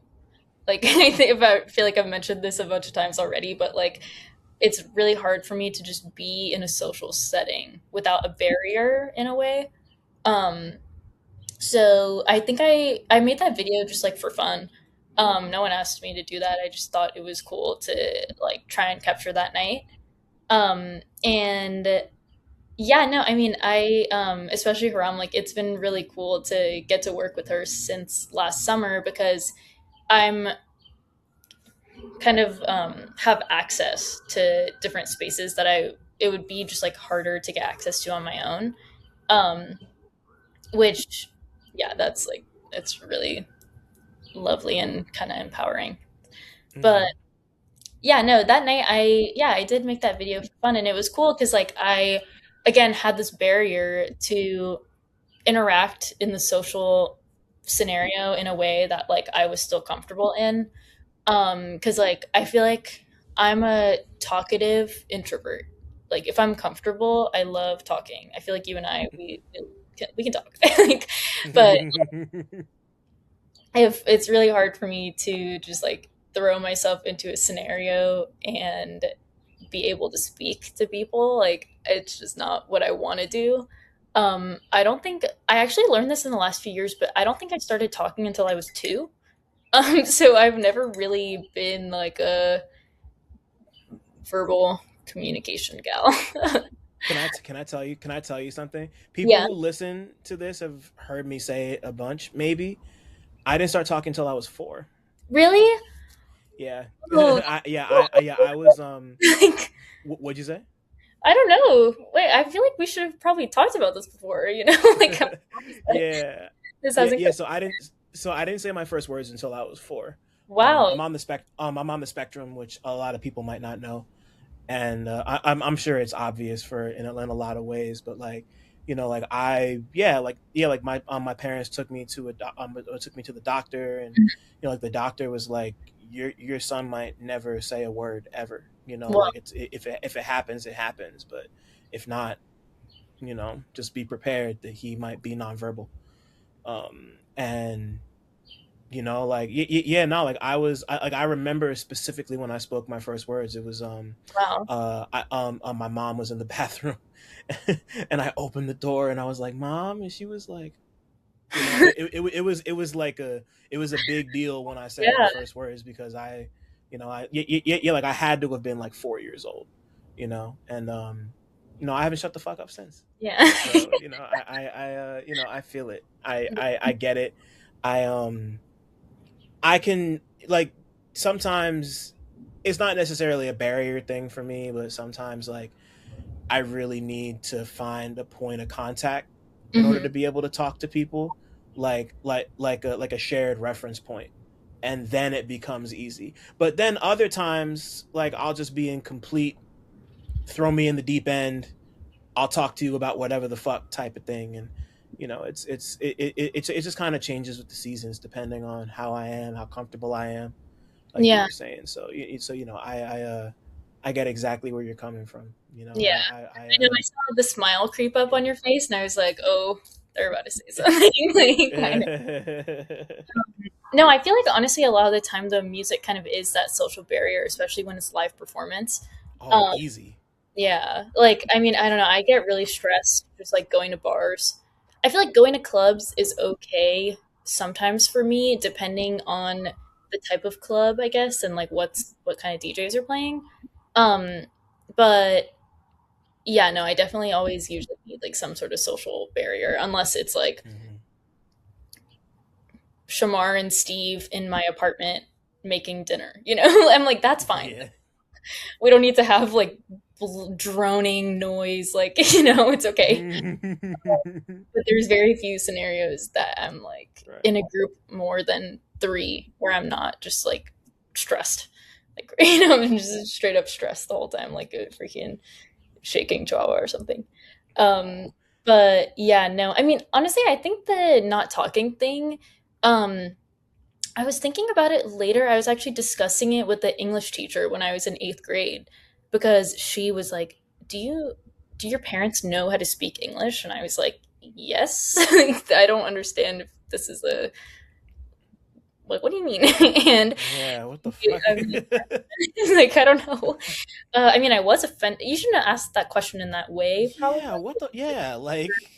In the South, like, I don't know. It was, she could have gone about it differently for sure, but like, Definitely. she was explained that she was asking me that because the way that a lot of my sentence structure was when I was writing um, was almost as if I was not a native English speaker, even though like I was born in the U.S. I don't know how to speak any other languages, but I can understand Telugu fluently, which is my I guess like my parents' native language. But yeah, she was telling me that apparently when you are like when you're in your super early stages of development before you start talking, um, when you are because at that point you're just listening to language and even just trying to conceptualize what language even is. Um, if there's two different languages being introduced to you at the same time, apparently sometimes your brain can be so confused that you just don't speak any of them. And like that is kind of a reason that I guess sometimes with like I don't know kids that are raised around multiple languages, their brain kind of finds it overwhelming. And for me, it's Hmm. always been overwhelming to process words in general. So yeah, because I was like hearing Telugu at home and then English in school, and then like a mix of both in other settings and consuming English and all these like other different medias and whatever.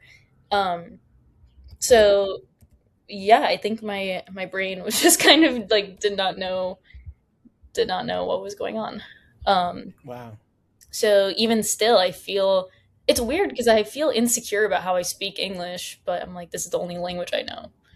Um, so I guess a lot of that kind of got channeled into like visual communication as well. Especially when I was a kid, I found it a lot easier to express myself through art and like other random, I don't know, kind of like tactile activities as Hmm. opposed to actually talking. So I found it stressful. Wow. Yeah, and like like it can be stressful, especially when you're especially when you're talking to somebody you don't know and like Hmm. forming that new having an interaction with a stranger or forming a new relationship. Those are always, to me at least, they're always pretty those are pretty daunting things to have to do. Yeah, um what was the other thing I wanted to, oh yeah, the fucking Elucid and Zubeda photos, the press ones you took that wound up all over the I fucking was place hoping for. you'd ask. I was hoping. Yeah, yeah, nah, like that, yeah, no, like I need, yeah, like as somebody who like I mean like whenever Desiree and I go to a mall or a store, like those arcade machines, just like this immediate like we need to try to win that Snorlax or that Kirby or that Hello Kitty, and just like having him having Elucid in particular be so like colorfully dressed and that um like refracting off all the color, just like just like talk to me about that shoot. It's Yeah, such a fun shoot. I feel so seen. So, um, yeah, no, thank you for asking about this. I love those images. Those are like some of my favorites I've ever made. Um, we actually, so that shoot kind of fell together a little bit last minute. I mean, we had been talking about doing these images, and then we kind of like stepped away from the idea for a bit and then came back to it. I think it was December of 25 when we shot those. Yeah, like, Oh, yeah, okay. December, yeah. Um, Maybe it was November. I actually don't remember. It was cold outside, like there was snow on the ground. I think it was December. But yeah, all of the details kind of fell together over time. And actually, Zubaida found the location. It was a mall in Flushing. Um, so I was immediately obsessed with the idea because we wanted to, of course, do something indoors because it was so cold outside, but we didn't want it to be like sterile, kind of white wall studio. Um, and yeah, at first I was thinking maybe we can like do someone's apartment and like make it kind of like a little bit cozy. But then Zubaida had the idea of using the mall, and I was immediately just, we have to try, you know? And I think a lot of my photo practice is appealing to people because I move with stealth. And again, I have kind of like an unsuspecting, like, people usually assume that I'm like kind of like ditzy or whatever. But so Oh, have this like unassuming thing going on and boom, giant camera in my bag. They wouldn't even know. But yeah, and I guess like usually retail spaces are a lot more strict about that stuff. But surprisingly, it was fine. We didn't have a problem shooting those. I was so surprised by that. Um, the only thing is when we were on one of the lower tier escalators, I think one of the security guards was just like getting irritated that we were just like in the way.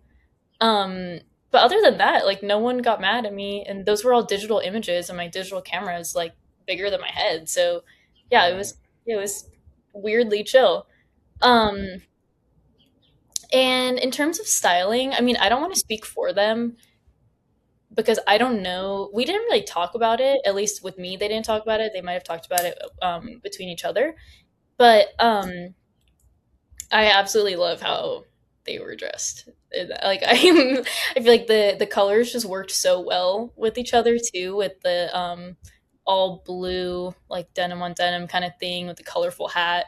Um, that was sick. It was like completely perfect for the space too, and like the So fluorescent dope. thing. Um, yeah, no, those images were definitely for me felt a little bit out of what I normally do, but still very aligned in a lot of ways too. And actually, like the main escalator photo, I feel like I actually had to edit out like 9 people from Hmm. those escalators, and I reconstructed the stairs in some of the images too, Wow. which took forever. But I mean, I also just feel weird about photographing strangers existing in public. So ethically, I wanted to get rid of them, but also visually, it makes it so much more dramatic to just have the two of them going down this escalator together. And yeah, that was a really lovely shoot. And again, like I love working with Ram. We have a bunch of collaborations that we've been cooking up. Can't really say too much, Hmm. but yeah, no, it's that was really a lovely thing to be able to shoot. And I don't know, they felt cheeky. It's very playful to be in this mall, like again, Yeah. pink arcade lighting. I just love it, especially when like with people who may be perceived as like being kind of serious and like who make um experimental and sometimes serious music with all these political messages. It's cool to like have the contrast of this very silly setting, and these are real people who are Yeah. silly. And it's cool that I get to kind of portray them. But yeah, no, that those photos mean a lot to me. I feel like those are photos I'm gonna look back on 10 years down the line and be like, yeah, I did that. Yeah. Yeah, Like man. Like I that. did It's that. Like it's that's no, it's definitely got that feeling to it. Like just yeah. looking at it now, and yeah, like seeing the way they traveled when they first went out. Like I saw you having to be like, yeah, I saw you having to claim a couple of them. Like, yeah, I took those. Just like for people sharing it around. It reminded me. I didn't take these photos, but when I wrote my piece on Backwoods for Pitchfork a couple years ago, like they asked me, like I had the idea, and then they came to me a year later, like, do you want to do it? I was like, yes, I want to do it. And they were like, oh, well, we need a photographer to get so and so pictures. And I was like, Richter, like Alexander Richter, like he's Woods' get him. Like I put them in touch. I made sure he got paid, and like like every once in a while, the shots from that day will show up in somebody's viral tweet about an Arm& Hammer album, or like Yeah. somebody's like four things I'm listening to right now, and one of them is like the picture of Woods at the greenhouse, and Hmm. I'm just like, I didn't take that photo, but like I'm the reason that photo exists. Kinda, like I don't want to claim it too much because it's Richter who took the photo, and like he's amazing. I love everything he does. I'm a big Yeah. fan of his. He's been on the pod, legend. But it's just it's like just like having played a small part in bringing that to life. I get a little giddy every time I see it pop up in the wild. I'm like, I was there that day. I was what? You connected those dots. Yeah, it was a really cool feeling. And you're also somebody who takes a lot of pleasure in connecting dots. Matter of fact, it's the whole Yeah. showcase you put together is like that. That's what that is. So before I ask you this last question before we wrap this, I wanted to ask about, because I mean you just put on a showcase pretty recently that I couldn't be at, and I regret it. That's But okay. you know, like talk to me, like just kind of being that sort of interdisciplinary as somebody who's like an artist and a photographer, and kind of not kind of like you know organizing in like an event organizer, like in this day and age we all got to wear like six hats in order to Yeah. eat, really, but to also fulfill what we're doing. So like what what does that do for you? Yeah. That, well, maybe not so much that, maybe not so much what photography and art don't do, but what does that do for you specifically? I guess well, throwing shows also kind of started as like an accident slash observing a problem or like being irritated by something and having the control to kind of do something about it, if that makes sense. Yep. I mean, I guess at its root, I was doing some like community organizing and activism stuff in Charlotte, just like kind of in my local community, especially in 2020. And I guess I didn't really know how to bridge that experience with like doing kind of art based art based organizing in Charlotte and like bringing that to my life living here. And I feel like the Connecting the Dots series, in a way, kind of started out of my annoyance with how separate I feel like a lot of the subculture scenes are in the city. I just frankly was irritated. I was irritated that I would go to like a metal show to take photos, and that my friends in that scene didn't want to go to a rap show with me, and my friends that I'm seeing at rap shows didn't want to go to the club with me to go see some noisy stuff. And then my friends at the club didn't want to go. It's like a big circle where I'm like, guys, you're all the same. And like, we're all just doing like, obviously we're doing very different things, but at the end of the day, like, I feel like a lot of the sounds are also very similar. And that's why, like Haram, for example, her sound kind of transcends a lot of these boundaries in these various subcultures. And that's why Yeah. her music has always been really striking to me. And Right. I, Elucid too. yeah, exactly. And like Yeah. again, so many of these people in these worlds that we exist in, it's so funny because I'll like Shamar, for example, he'll come to shows with me of like different genres and stuff, and we always have such a great time.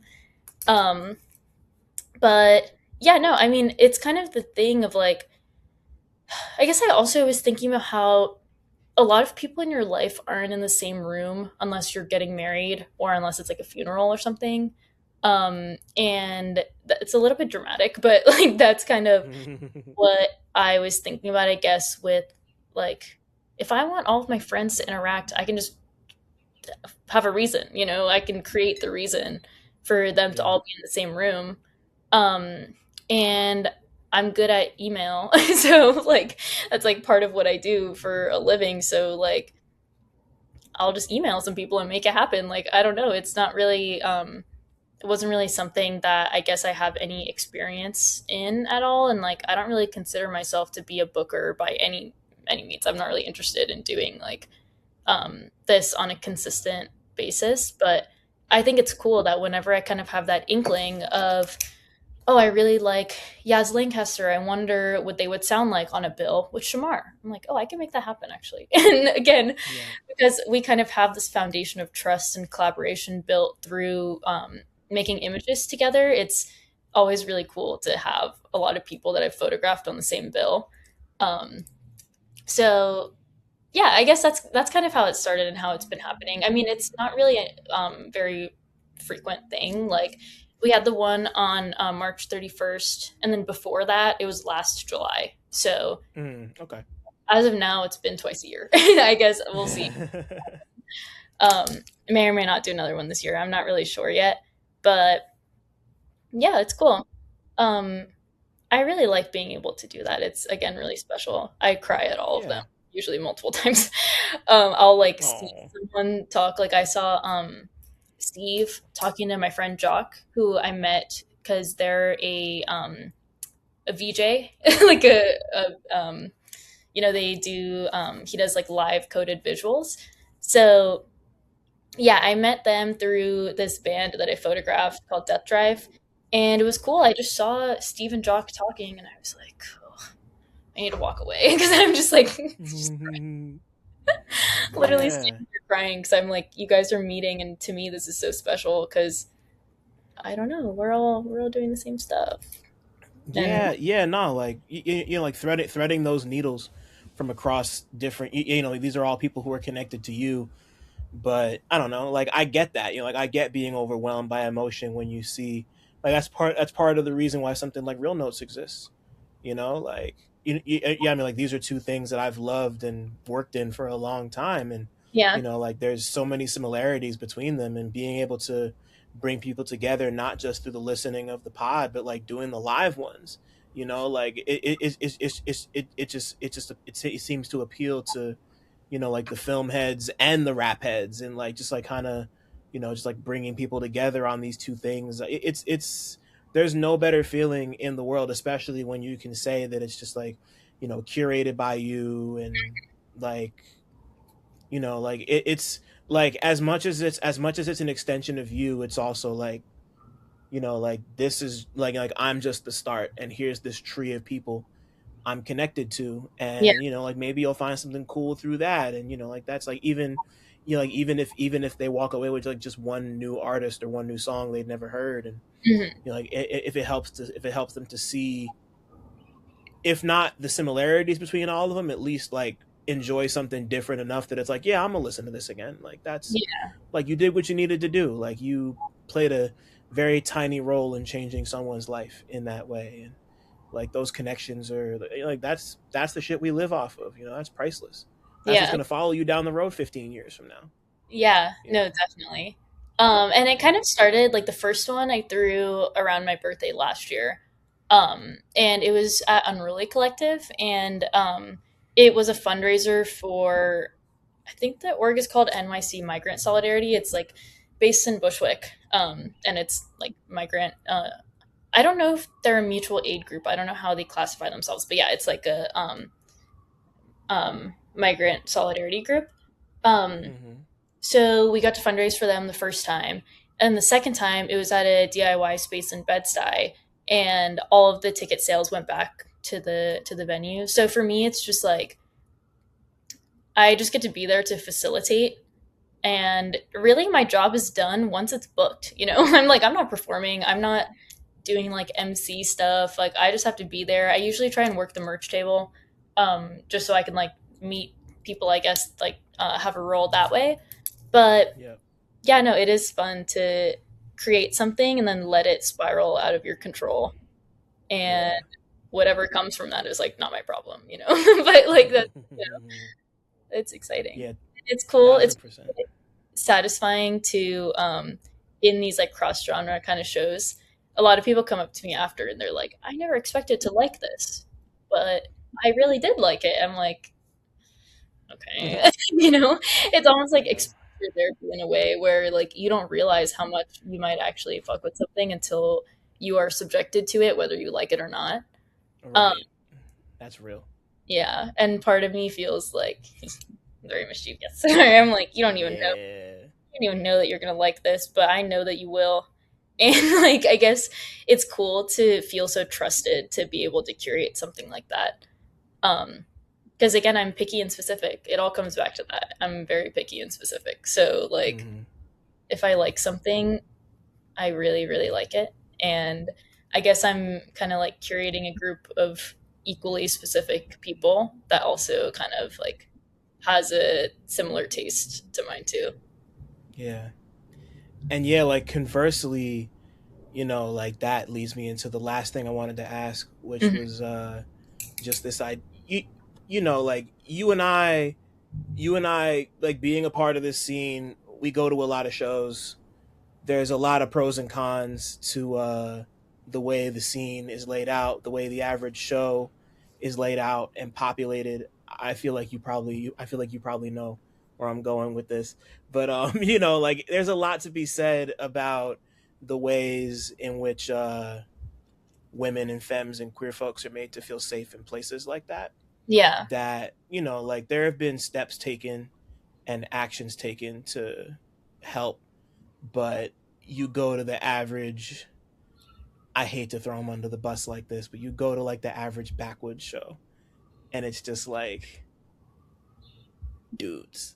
You can say that about a lot of people, but that's just the first thing that came to my mind. Obviously, like like this is something I've been thinking about a lot over the course of the last couple of weeks. And I know it's something that you've spoken about quite a bit. Mhm. Just like shooting from the hip about it. And like I wanted to touch on that a little bit before we wrap this. Just like like it's like just general thoughts on like the inclusive and regressive aspects of the indie DIY scene in New York, considering that you've gone out of your way to like curate connecting the dots the way you do, and like Mhm. wanting to kind of be that change. Yeah. And yeah, yeah. Yeah. I mean, I don't know. It is hard to say because I'm only one person and have only been so many places, if that makes sense. So I Hmm. do feel a little bit limited in my perspective, but it is true. I have this sausage party underground rap show. The amount of times I say that phrase is very frequent. I'm like, there are lots of sausage party underground rap shows, and it's not all of them, but it's a lot of them. And Hmm. I don't know, it does just kind of it just sucks. It just straight up sucks sometimes because like I don't know. I'm Yeah. like, I don't want to. It's always complicated and convoluted. Like this is a conversation that Shamar and I have a lot, where he's like, I learn a lot from you about all these people I thought I knew, and I'm like, yeah, Mm, and I that's have more real. to say too, because like what you said about like shooting from the hip, like I'm a really bad liar. So I'm like, if I'm like irritated by something, I'm gonna be talking about it. And the thing is, like, I don't know, someone has to, or else it's not gonna change. And Right. I that's kind of how I feel about connecting the dots too, where like a lot of it is just simply booking women and femmes because like they will bring people in their orbit and it'll kind of make like a more well-rounded energy to it. And I think a lot of it is kind of an energy thing. Like, I don't know, it is just it's also, to me, it shouldn't be that difficult, if that makes sense, to be inclusive. It's like if you're doing the work, like that should be kind of a natural process, I think, just be Hmm. inclusive. If you're like, oh, I like this person, they're a femme, I want to put them on my bill. It shouldn't be because they're a femme. It's like, oh, I like them and I enjoy their music, and I want Hmm. to have a slightly different sound than like dude rapper on stage. It's just having that like yin and yang kind of balance to it.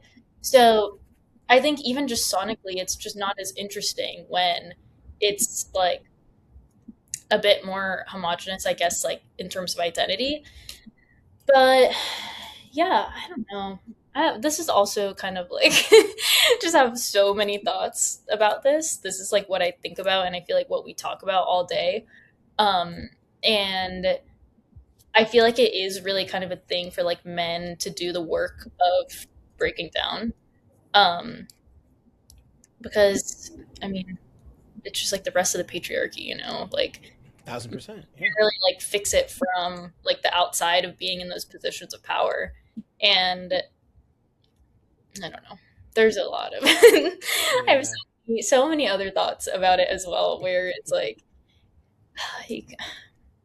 people want women to be at the shows, but it's like why though?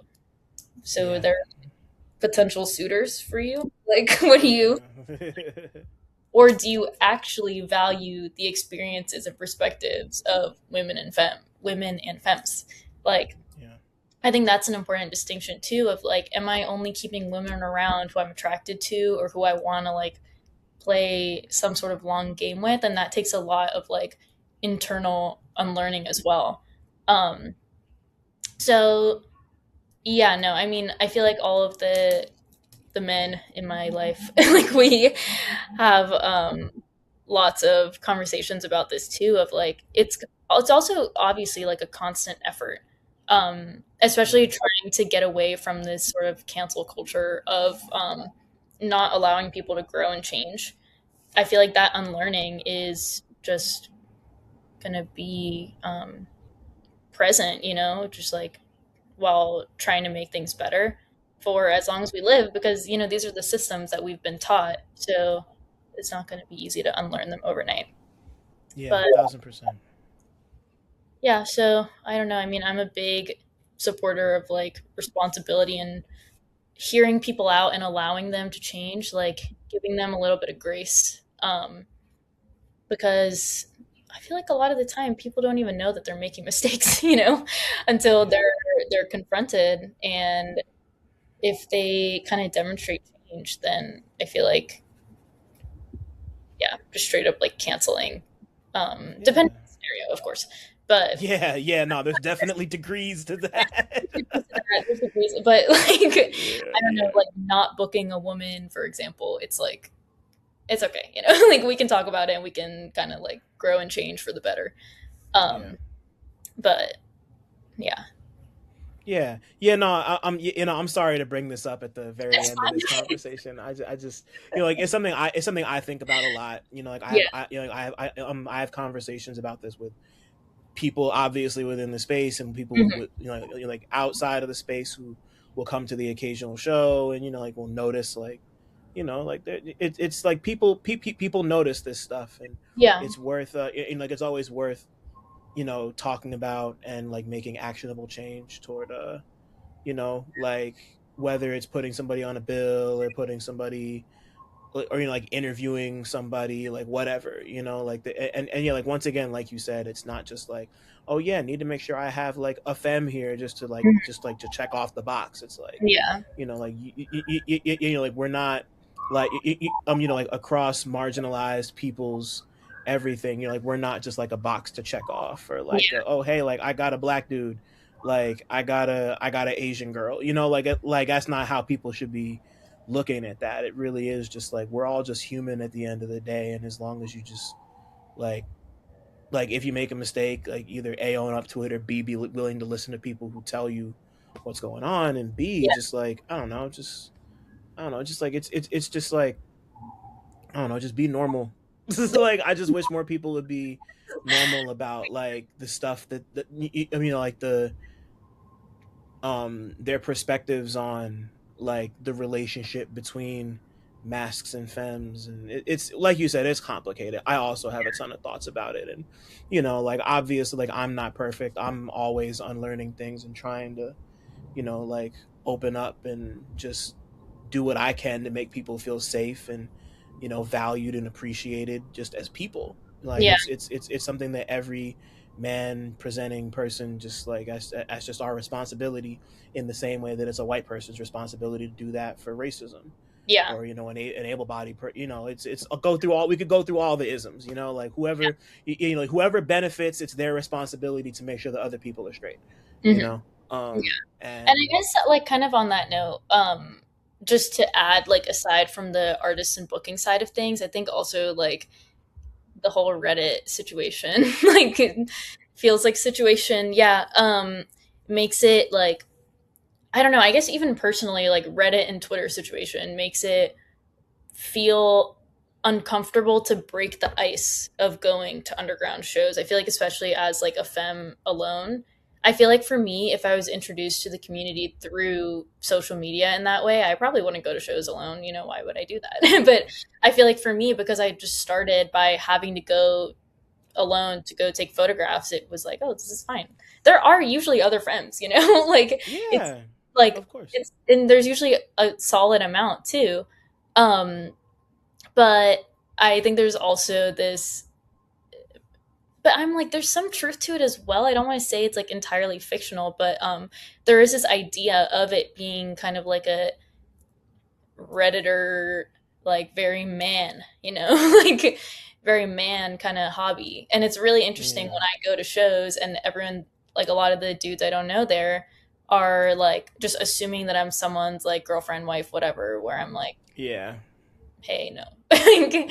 Hey, no, that's actually not why I'm here. But yeah. yeah, and then they'll later find out, or like they'll like find me on the internet or something and be like, oh, she That's took why the you escalator photos, and I'm just there like, like yeah. Like, yeah, man, what you think this was? Yeah, literally seething. Like, yeah, newsflash, like I don't have to be affiliated with a man to be in this space. Um, right. and yeah, something about that does feel very like Reddit coded to me, and that's like not even the responsibility of people actually like organizing. Um, Yeah, 1,000%. yeah. So there's um layers to the shit. I don't know. Yeah, yeah, nah, for sure. And yeah, like we were talking about it like earlier, like a couple weeks ago. Like just like the general idea of like there are more shows than normal that I can go there and be like, this is, like you look at the makeup of the crowd and it's like, like it's a lot of like femmes and trans people in here, and Yeah. like that, and you're like that wouldn't be happening if they didn't feel safe enough to come, like especially alone. Like I mean, like perfect example, like '89's album release show that happened, like a few weeks back, like that. Like everything from the bill to the types of people who were there, it was, like it was.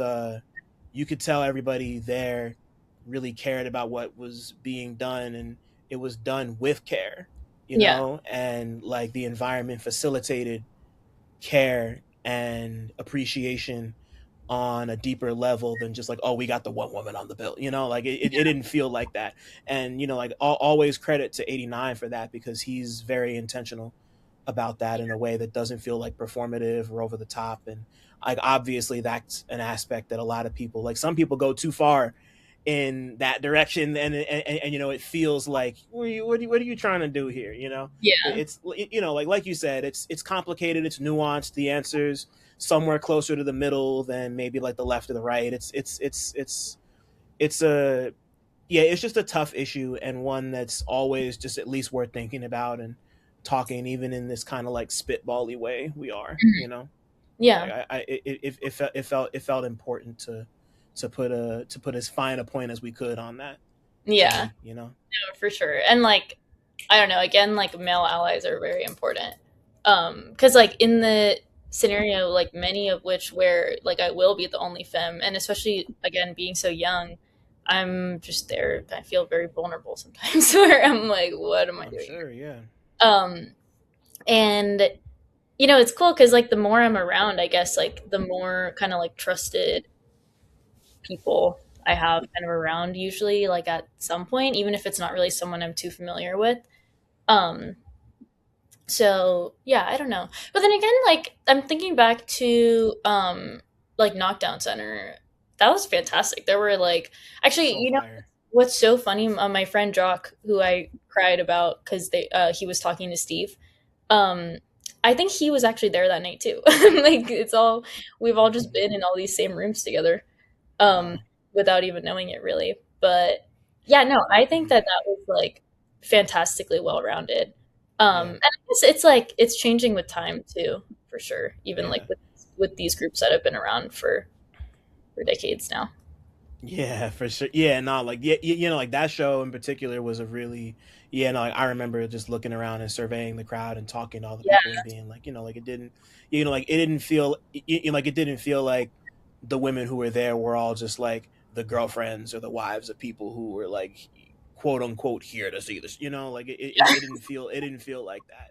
yeah, And you know, like and yeah, like like people, you know, like for and then and then you know like you look at that bill and how the bill turned out and just like you know it's like you could tell the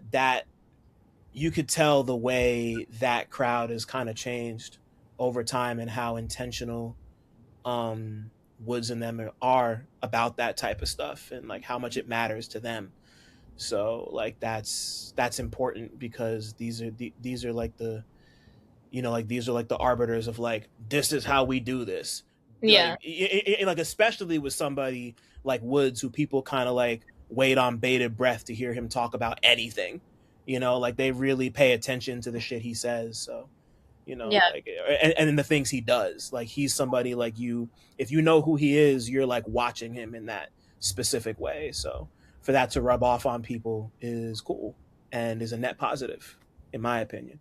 yeah. um Yeah, I'm hoping to see like a, I guess, larger ripple effect from that yeah. too, and see like some of the smaller shows kind of follow a similar trajectory of like we are inclusive because me as a person, I have a well-rounded group of people around me, kind of thing, you know, Right. like, not as if it's like something that needs to be like diversity needs to be imposed onto. Right. Yeah.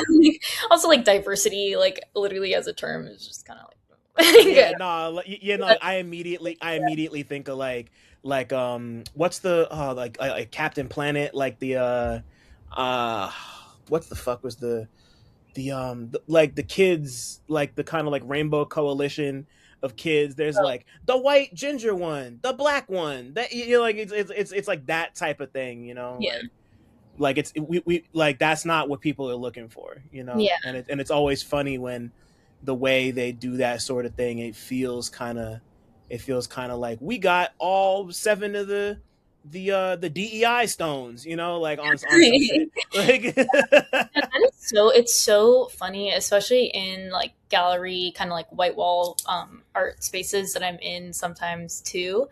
It's so funny because that's always like the first thing that white people say. They're like, "You photograph such a diverse cast of people." I'm like, okay. I'm like, yeah, what do you mean? Like, this is not like was not an intentional effort, you know? It's just like right. there's a diverse cast of people around me. Like, there should be, you know, diverse cast around all of us. So, like, I don't know. I just think that's really funny that like just because it's not white, it's seen as other, and I think Yeah, that othering is so stupid. Like, and exactly. I just think it's again That's it. kind of every time I'm told that it I can't help but I laugh in people's face. Like I'm nice, but like when it comes to stuff like that, I just think it's like super super dumb to like have that kind of othering, but through like from a lens of admiration. Um, Mm, it's super strange. So yeah. yeah, Couldn't yeah, no, couldn't agree more. Couldn't agree more. Um yeah, this could go on forever. Like this could really go on forever. But like but not to formally wrap this great convo. Suchi, if your life was a movie, what would it be about? ooh. I was actually thinking about this earlier today because I was wondering if you would ask this question. I think it would be like Party Girl, but with the specific storyline. You know what I'm talking about, right? I actually don't know when that. I think I do, yeah. I think that's from the 90s. I Yeah, think 95. I'm yeah. looking at it. I feel like I've been guessing all these correctly so far. um, yeah, I think it was oh, this might be an incorrect fact, but I think it was maybe the first movie to be shown on television in color or something on live television or uh wait. It says here that it was the first feature film to premiere on the internet. Oh, on the internet. Okay, that makes Yeah. way more sense than television. If it was in the 90s, I don't know why I was thinking Yeah. that. Anyways, yeah, on the internet. Um, anyways, yeah, I feel like, I don't know, I also have seen that movie probably 10, 15, 20 times. I don't know how many times at this point. But specifically the storyline of her trying to be a librarian and no one believes that she can do it because she's just like party girl, loves to have fun, and has all these like eccentric friends and likes clothes and whatever. Um, that movie is such a beautiful representation of femininity to me. And yeah, I guess specifically that storyline of her trying to be a librarian and she's so committed to being a librarian, but like still retaining her quirky, eccentric roots. That's something that has always felt very aligned with me in my practice. Hmm. But yeah, I guess party girl. Yeah, that's a Specifically librarian arc. I love that. Like, yeah, because like anytime I ask this question, like everybody interprets it differently. It's like like some people will like pick a movie, some people will like sketch out their own thing or be like, it's like this and this, but that. But like, I like that you were just like, yeah, like it just be like Party Girl because like I see myself in, and you're like, that's perfect. Yeah. Like that's how I tend to think about that type of stuff. It's just like what movie do I see myself in right now the most? And it's like that's my life. Yeah. Because like none Um, of these are really original experiences. I mean, I'm right. kind of a strong believer in that. But yeah, no, I do see a lot of myself. I feel like especially at this time of my career artistically that I'm at now too, I kind of feel like I'm in that turning point where things are about to get serious. Like they're slowly becoming serious. I think I saw a tweet yesterday that was like, I accidentally made a name for myself and now I have to do something about it. And I was like, oh. That's like the spiral that I was referencing earlier of like, oh, I Gotcha. need to do something about it. Um, yeah, and that's how Party Girl feels to me. She's doing something about it. Cool.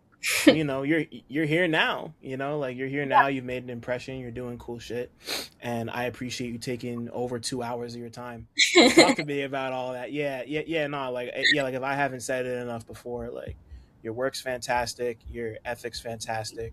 I'm just really happy to see. I'm really happy to see you getting these looks that you've been getting, and just kind of like putting on the way you do. Like it's like it's people like y'all who are helping to keep this afloat and fresh, you know. So just like thanks for what you do, and thanks for taking the time and for considering me for your collage. Like that's still one of the Yeah. coolest looking things I've ever done. People still come up and talk You to know, me it's my about phone it. So background. yeah, like, Wait, what you say? it's my phone back. Hey, no way, that's crazy. It's just crazy. I showed this to someone. I was like, "What do you think this is?" And they were like, and I was like, "It's Dylan Green." You would have never like, you would have never guessed. You're Rorschach testing me out in the real world. That shit is crazy. Exactly. Uh, But yeah, yeah, no, no, thank thank you so you. much for having me do this. I am like again so honored, and I really do admire your practice as well. And like, I think that you do the representation thing so effortlessly and in such a way that feels so raw and genuine. And I think it's cool. And you've put me on to so many artists. I don't know if I've ever expressed that to you wholeheartedly, but like, yeah, like, so there are so many albums and like so many artists. Even if you just like repost them on your Instagram story, I'm like, I need to check this out. Like, I really Oh, take your like curation again, even just like on social media, very seriously. Um, so yeah, I'm honored that you also like my stuff because that means that I'm in a very special orbit. Like, hey man, yeah, no, yeah, no, you did all the work. I just, like you did all the work. I'm just pushing it out to other people. Like that's just kind of, I'm just a vessel for all of this shit. So yeah, thank you. That means a lot. I appreciate it. Thanks for listening. Shout out to y'all for making it this far, and shout out to all the Black people listening too, because y'all really impeccable. Don't forget to like, subscribe, and tell a friend to come through next time. 1.